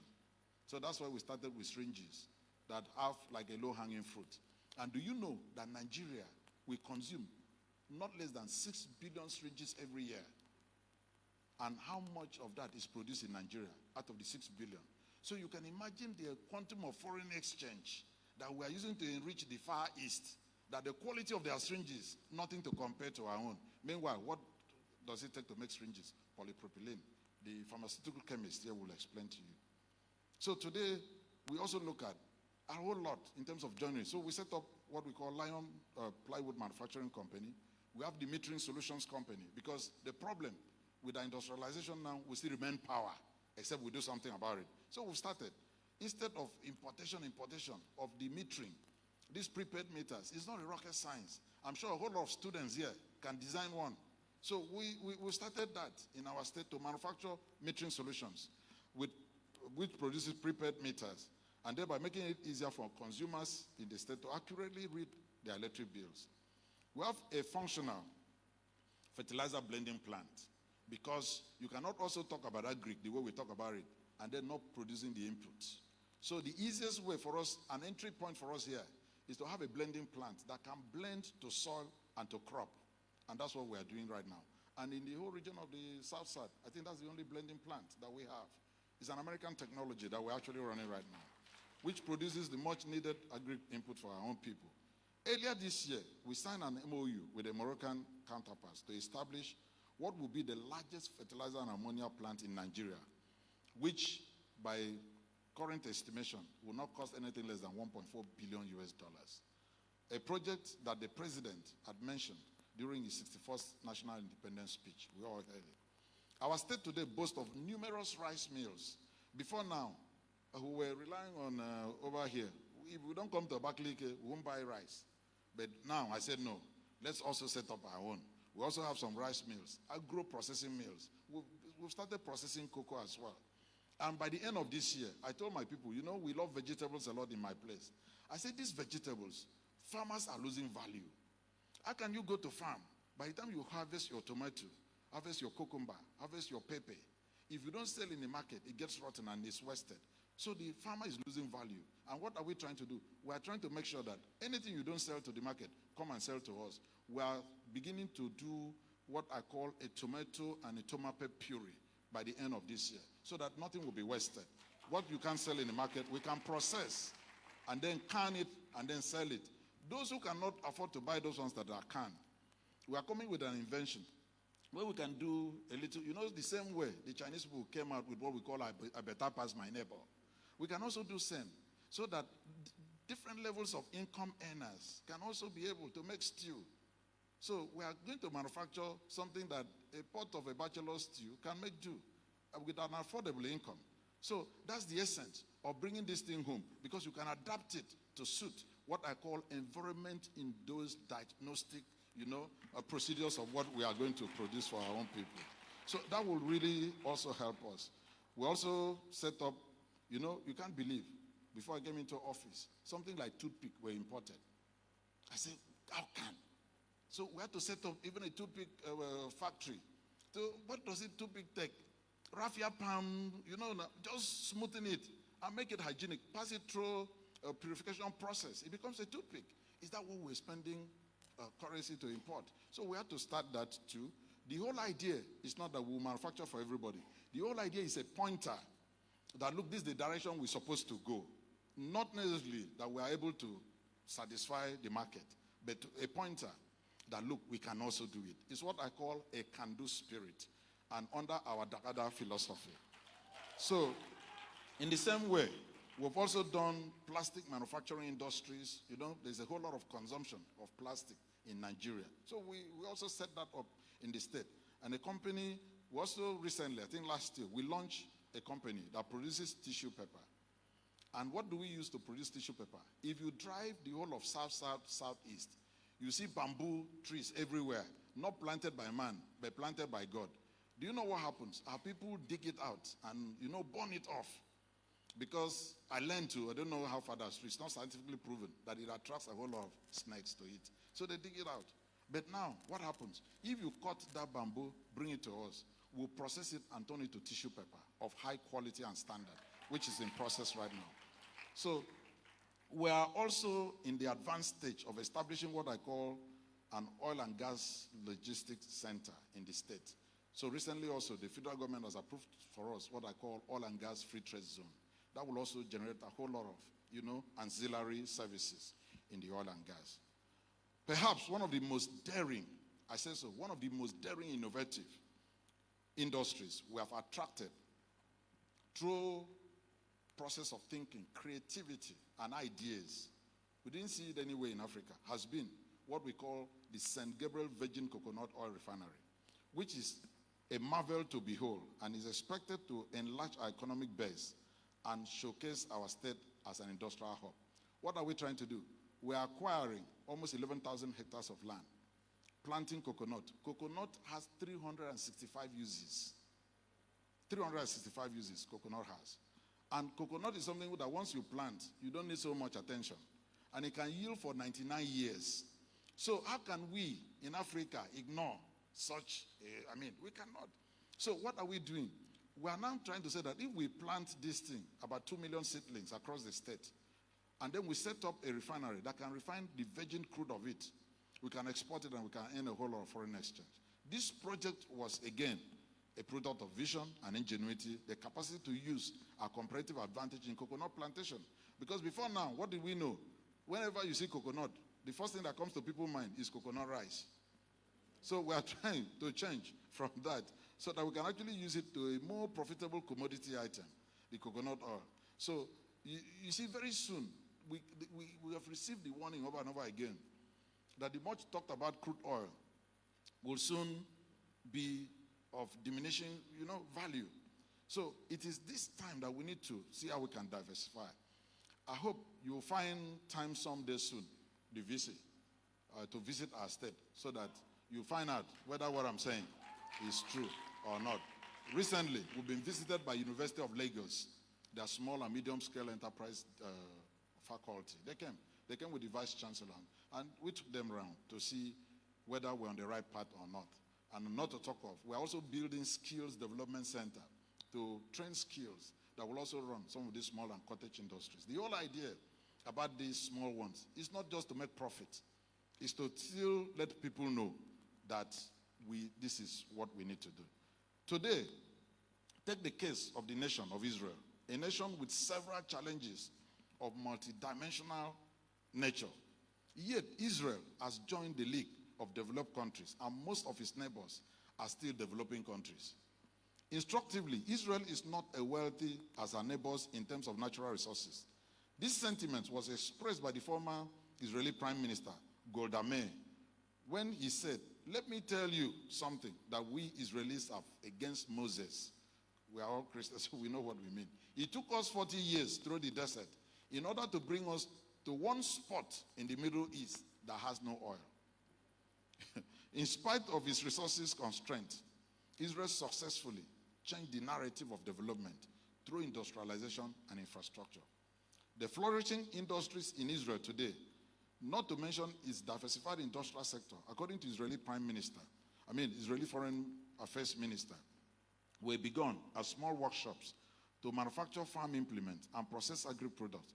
By the 70s, our industries were meeting local needs in traditional industries like food processing, textiles, fashion, furniture, pesticides, etc. With government support, the industrial sector blossomed, and this emboldened the government to concentrate on the manufacturing of arms needed for the defense of the country and in aviation. The spin-off of all this investment in industries and infrastructure was the development of a high-tech industry in Israel, which produced today medical devices, electronics, computers, software, hardware, telecoms equipment. In fact, I even learned a Gulfstream 650 engine today is also being manufactured in Israel.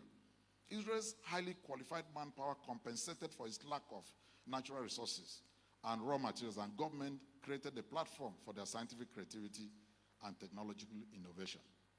I want to take just one more case study, then I'll round off. Take another case study, South Korea, once regarded by the foreign aid establishment as a hellhole of foreign assistance. I'm sure those in the Department of International Relations, they are familiar with that quote. And a bottomless pit. South Korea has transformed itself into a developed economy through industrialization. While most of the developing nations opted to produce goods which would checkmate the importation of goods, South Korea opted to target the exportation of its goods and focus on building industries to achieve this. How did they do it? Number one, they studied Japan's success and adopted 3 strategies. Let me quickly name them. Number one, what did they do? They abolished the multiple exchange rate system and opted for a unitary exchange rate and supported production by industries with comparative advantages. That's what they did. Number two, what did they do? They provided export subsidies and concessions to exporters. That alone provided a whole lot of incentives. Number three, free trade export promotion zones were promulgated and companies encouraged to produce substitutes for import goods in the domestic market. High tariffs were also used to limit import of foreign goods. Simple, not a rocket science. Simple policies, 3 cardinal areas that they concentrated. Ladies and gentlemen, you can see that we are turning our state with the few explanations I've made to what I would call industrial hub, but at the core of the transformation of citizens in the spirit of what I call self-fulfillment. We are making our state a model of a developing economy to make the person the sum of all government efforts. So when we make the coconut oil refinery work as an indicator of the industrial growth, we're empowering the engineer, the salesman, the accountant, the transporter, the farmer, all at once and at the same time.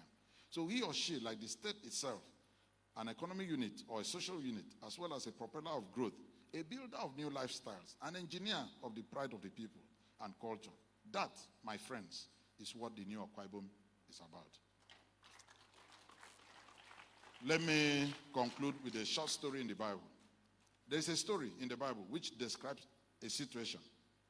It is found in 2 Kings, chapter 2, verse 19, where Elisha went to Jericho, and the men of the city came to him.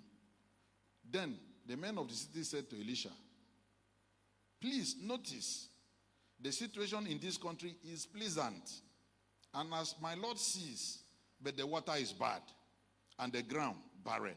I unquote 2 Kings 2:19. And he said, "Bring me a new bowl and put salt in it." So they brought it to him. Then he went out to the source of the water and cast in the salt there and said, "Thus says the Lord, I have healed this water. From it there shall be no more death or barrenness in this land. I invite you to notice the situation in our country today. The country is pleasant, but the water is bad. Water is a cleansing agent too. Therefore, the agents who are supposed to cleanse this country, I leave you to fill the gap. They have failed to rid us of the evil that beset us. Elijah's solution was to put salt in the water. And you know, Jesus referred to his followers as the salt of the earth. Distinguished ladies and gentlemen, to fix the problems of this country, the true believers and agents of change must make themselves available as the cleansing agents of this country. They should be involved in politics. That is why I am in politics. Politics is too serious a business to be left in the hands of professional politicians. We need professionals in politics, not professional politicians. We need courageous and righteous men in politics.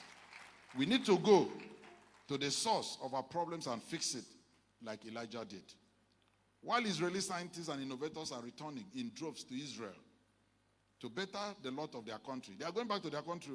Nigerian scientists and innovators, including academia, are leaving our shores in droves to better the lot of other countries. Why that aberration? In terms of manpower, Nigerians are excelling everywhere. Everywhere you go to. We need to come back home to fix the barrenness of our land. In my state, there's a young man. They call him Uforekom. Google the name, you check. An Akwa Ibom son. He solved a 50-year-old mathematical puzzle in Japan and became an instant celebrity scholar automatically. Dr. Bennett Omalu was the first person to discover and publish on chronic traumatic encephalopathy in American football players. Just as an Akwa Ibom son, Imo Udoka is the first Nigerian American to become the head coach of a major American basketball team, the Boston Celtics.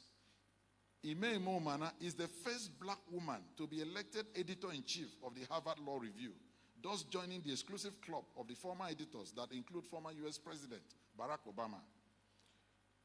Helena Ibokwe is the first woman of African descent to become president of Universal Television. The list goes on. You can count. These are capacities that we have. These are the salt we need to add to the water in order to fix our land. These are the salt we need to speed up the industrialization of our country and fix our infrastructure problem.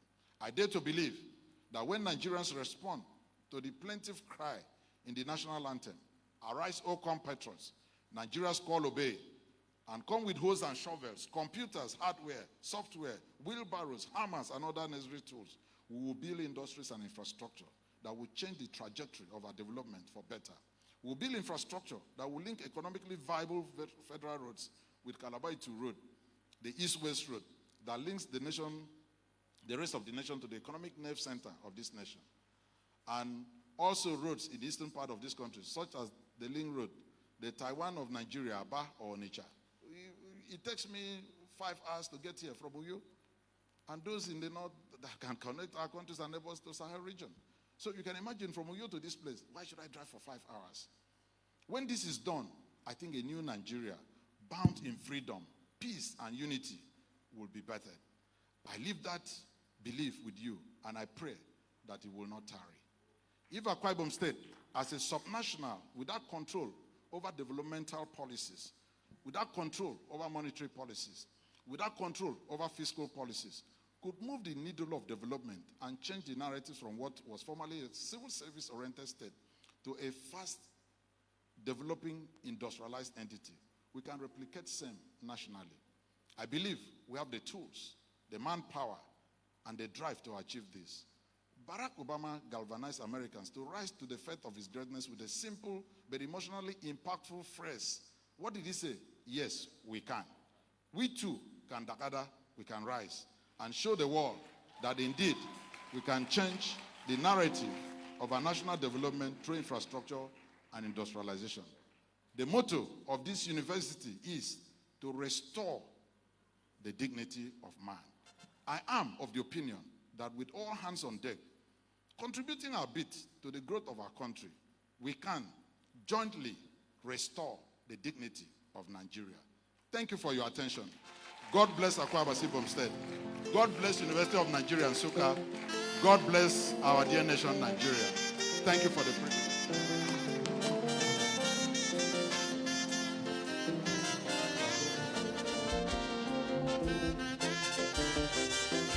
Governor Emmanuel Udom Emmanuel,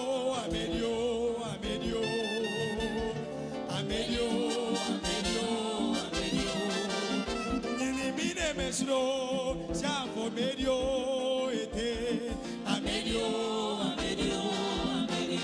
Yeso somo, Sosomo, Nini mine mesro, Sanfo medio, Governor Udom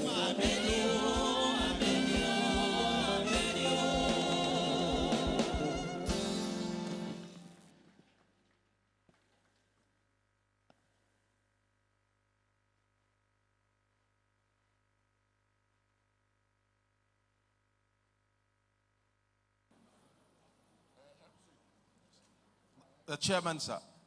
Distinguished ladies and gentlemen,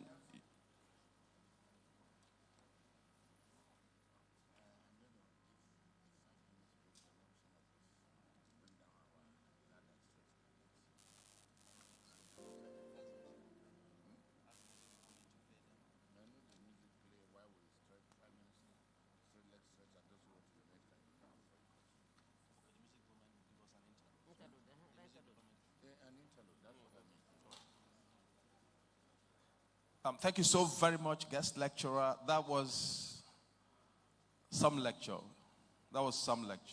Thank you so very much. The chairman has directed that we take a musical interlude for about 5 minutes. Music department, if you're ready, please do it. Thank you.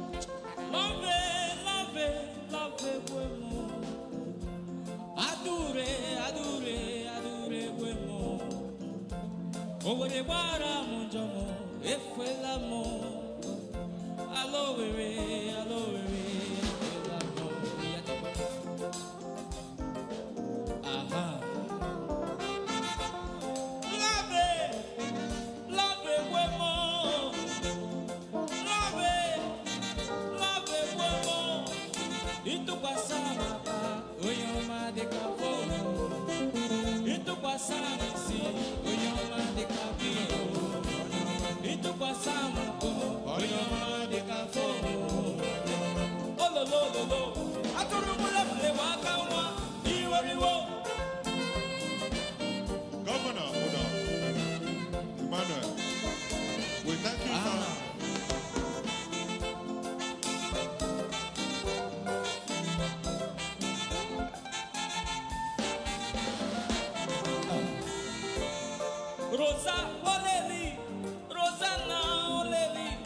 Rosanna Oleli Adikadimpa Adule Oleli Adule Oleli Adure Atulumele Makamwa Iwariwo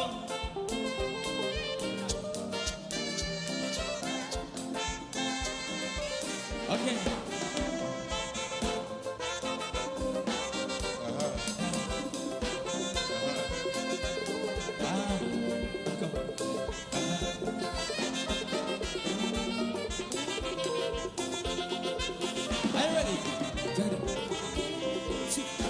Wanna fair, Jomi,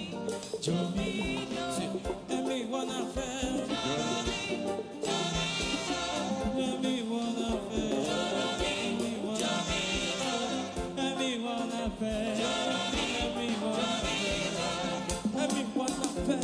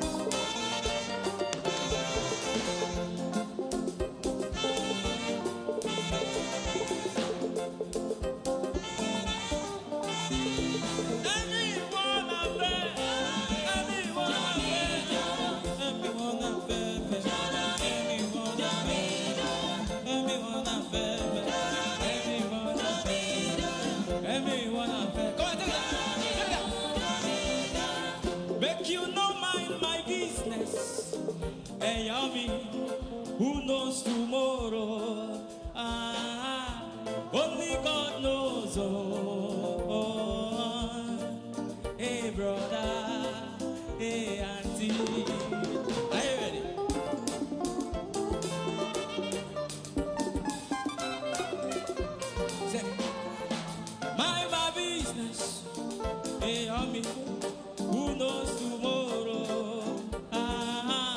Only God knows. Oh, hey, brother. Hey, auntie. Thank you very much, Music Department.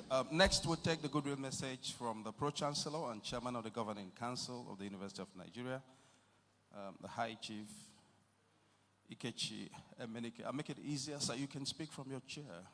Thank you.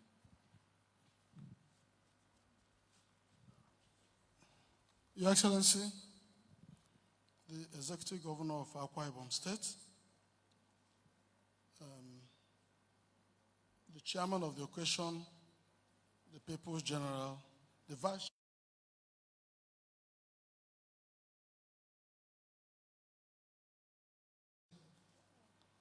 So we might as well run fast. Please permit me to stand on the other established protocol. I consider it a personal delight and privilege to be part of this celebration of the 61st Founders Day lecture of this university. Clearly, everybody knows 60th anniversary is the diamond anniversary. And because life expectancy in Nigeria is increasing, there's also a tendency to assume that the 61st anniversary marks the beginning of another era.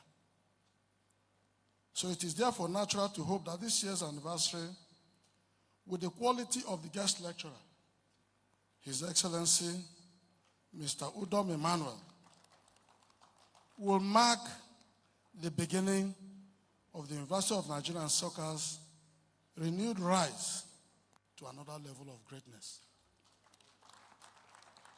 And I'm sure everybody must have been really thrilled and excited with the quality of the lecture. Let me, on behalf of Council, thank you, Your Excellency. So I also wish to congratulate the Vice Chancellor and management of this university for sustaining the great legacy of this university. Of course, you all know Zik of Africa conceived this university. But we also know the Right Honorable Dr. Emmanuel also contributed to the establishment of this university.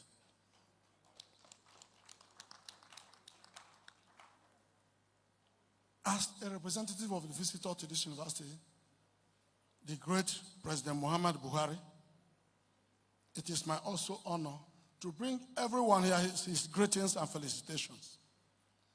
The great, I think, quite frankly, I'll treasure and keep this lecture. But please, if you listen attentively, you will notice there was a place His Excellency said you should fill gaps. Permit me to just fill only one. Because he mentioned about the deep sea port in Akwa Ibom, which is going to be a pioneering effort. It was approved by President Muhammad Buhari. And also the oil and gas hub.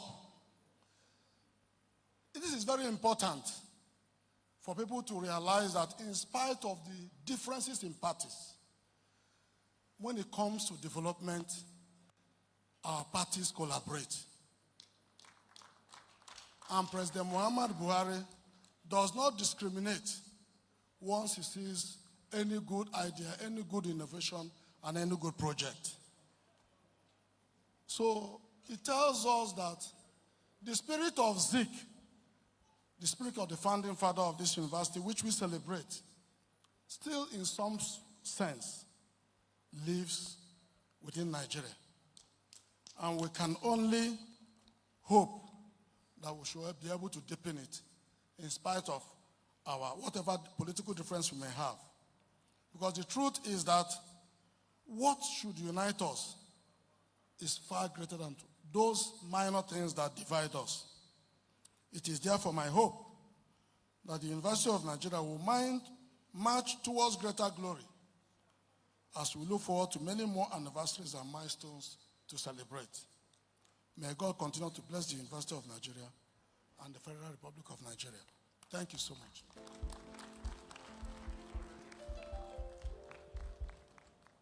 And thank you very much. And next, we'll cut the anniversary cake.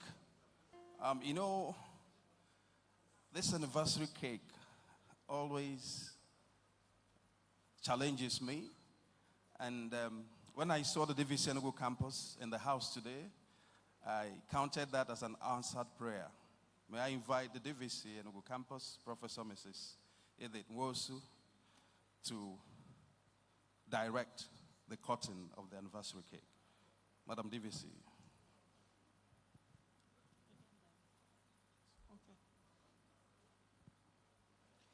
The highly respected chairman of today's occasion, His Excellency, the distinguished lecturer, our Pro-Chancellor, my dear Vice-Chancellor, distinguished ladies and gentlemen, hip hip hooray to the University of Nigeria, the university that remains the primus inter pares. My brother Chima, I didn't know you were going to call me to do this, and I consider it a special honor. May I respectfully invite the distinguished lecturer, His Excellency, to join as the cake is cut this afternoon. He will be led by the head of management, a highly loved Vice-Chancellor and his wife. We'll all go down to get the cake cut. Our Pro-Chancellor, please. The representative of the Chancellor of our university, my Professor Jalil, you also invited.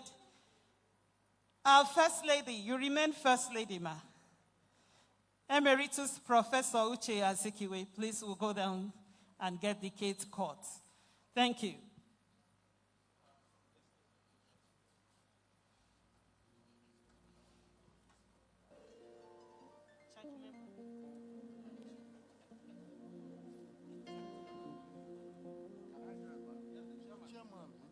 Oh, forgive me, sir. The People's General. J.O.J., sir.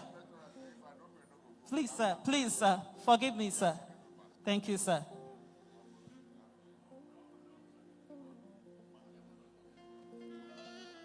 May I ask other principal officers here present to please join?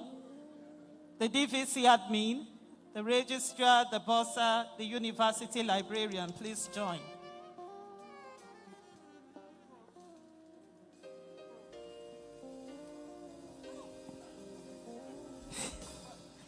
The president of the University of Nigeria Alumni Association, my brother Ben Okoronkwo, please join us.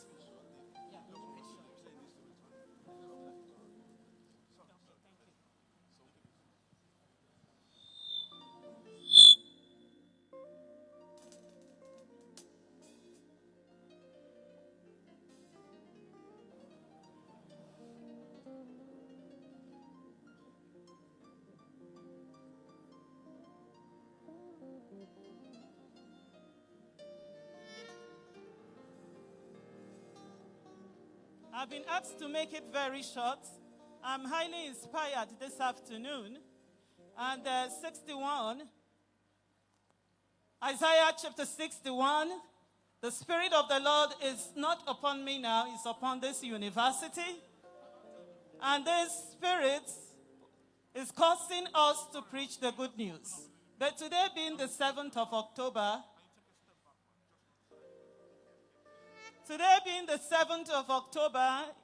please, when you get home, read Isaiah 61, verse 7, if you love this university. That verse says, for your shame, you will receive a double portion. And so I decree and declare a double portion to this university. For every shame we have suffered, for every setback we have suffered. Our Pro-Chancellor said a new era, a new season has started. And on that, we would cut the cake as we spell double, double, double. Your hands, please. Just touch your neighbor. Don't maintain social distance. Touch your neighbor. Double. D. O. U. B. L. E. Double portion to the university. Put your hands together, ladies and gentlemen. Thank you very much.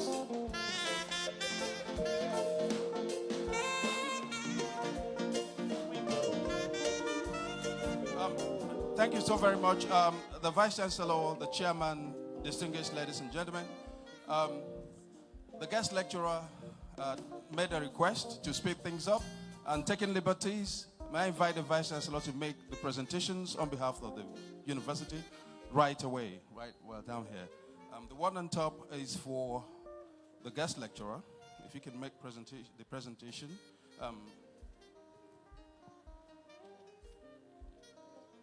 Okay, can we clear the space behind him so that the cameraman, but the more the merrier.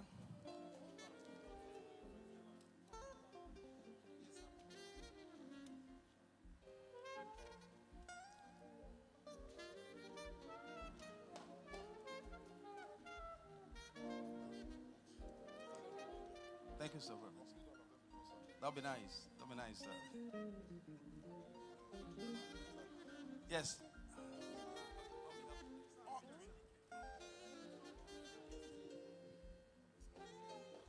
Go to the cake. Your Excellency, the Executive Governor of Akwa Ibom, Mr. Udom Emmanuel, this plaque is presented to you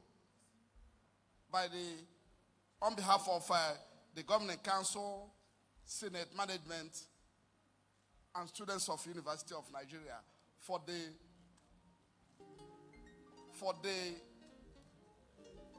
on this occasion of the 61st anniversary of this University of Nigeria.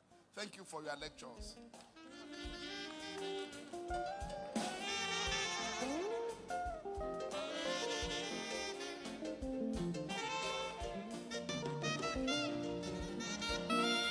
And while the guest lecturer was doing the thing, we brought a real-life artist who has made an instant portrait. Can you bring the portrait and let the Vice Chancellor deliver that on behalf of the Vice Chancellor?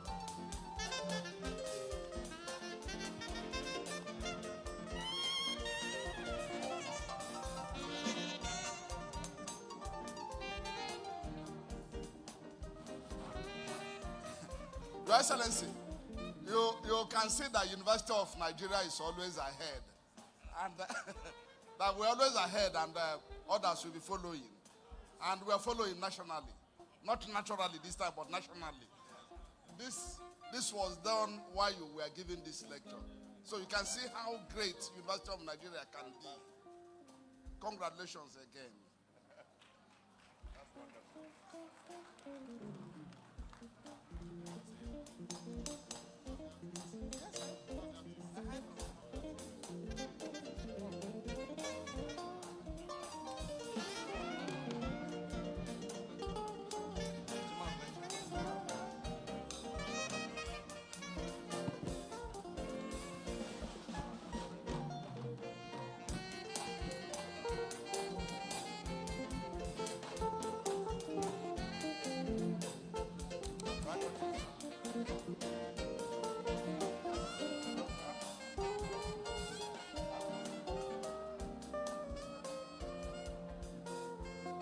The People's General, I know you've been decorated severally. This is not the first decoration, but this is being presented to you from University of Nigeria. Having served as the chairman of the Founders Day lecture of the 61st anniversary of this university, this day, the 7th day of October 2021. Congratulations, sir. Thank you, sir. Yeah. For the general. In addition to this. Wow.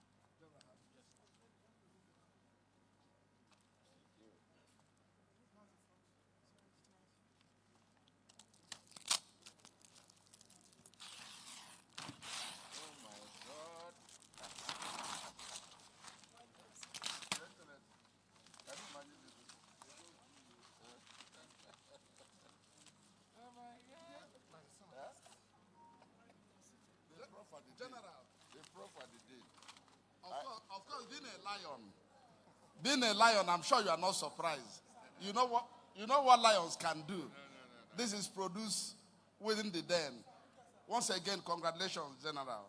Thank you very much. I think I need to add quickly that I'm so proud of the University of Nigeria, my alma mater. I was just that they had that initiative not to present me in my uniform, but in my traditional regalia. Thank you so much, sir. I appreciate it. The chairman, the guest lecturer has requested for permission to leave, and I think you have the powers to grant that, not me. But I request we permit the guest lecturer to leave. So let me just make more or less an closing remark, because there's no way we can have this kind of dish and we don't. Please, let's do it here. Let's do it here, right here. Your Excellency,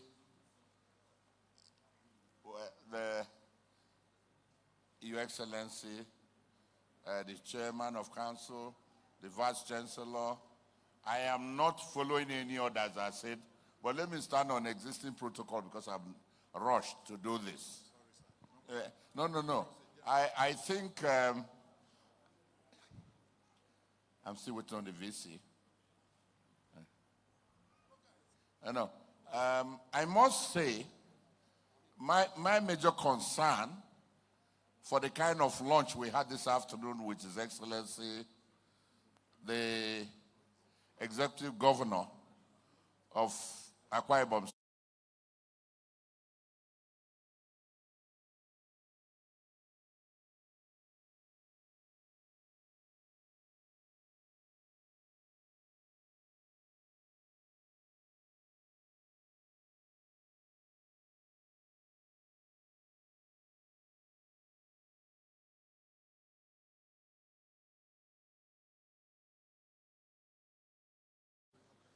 to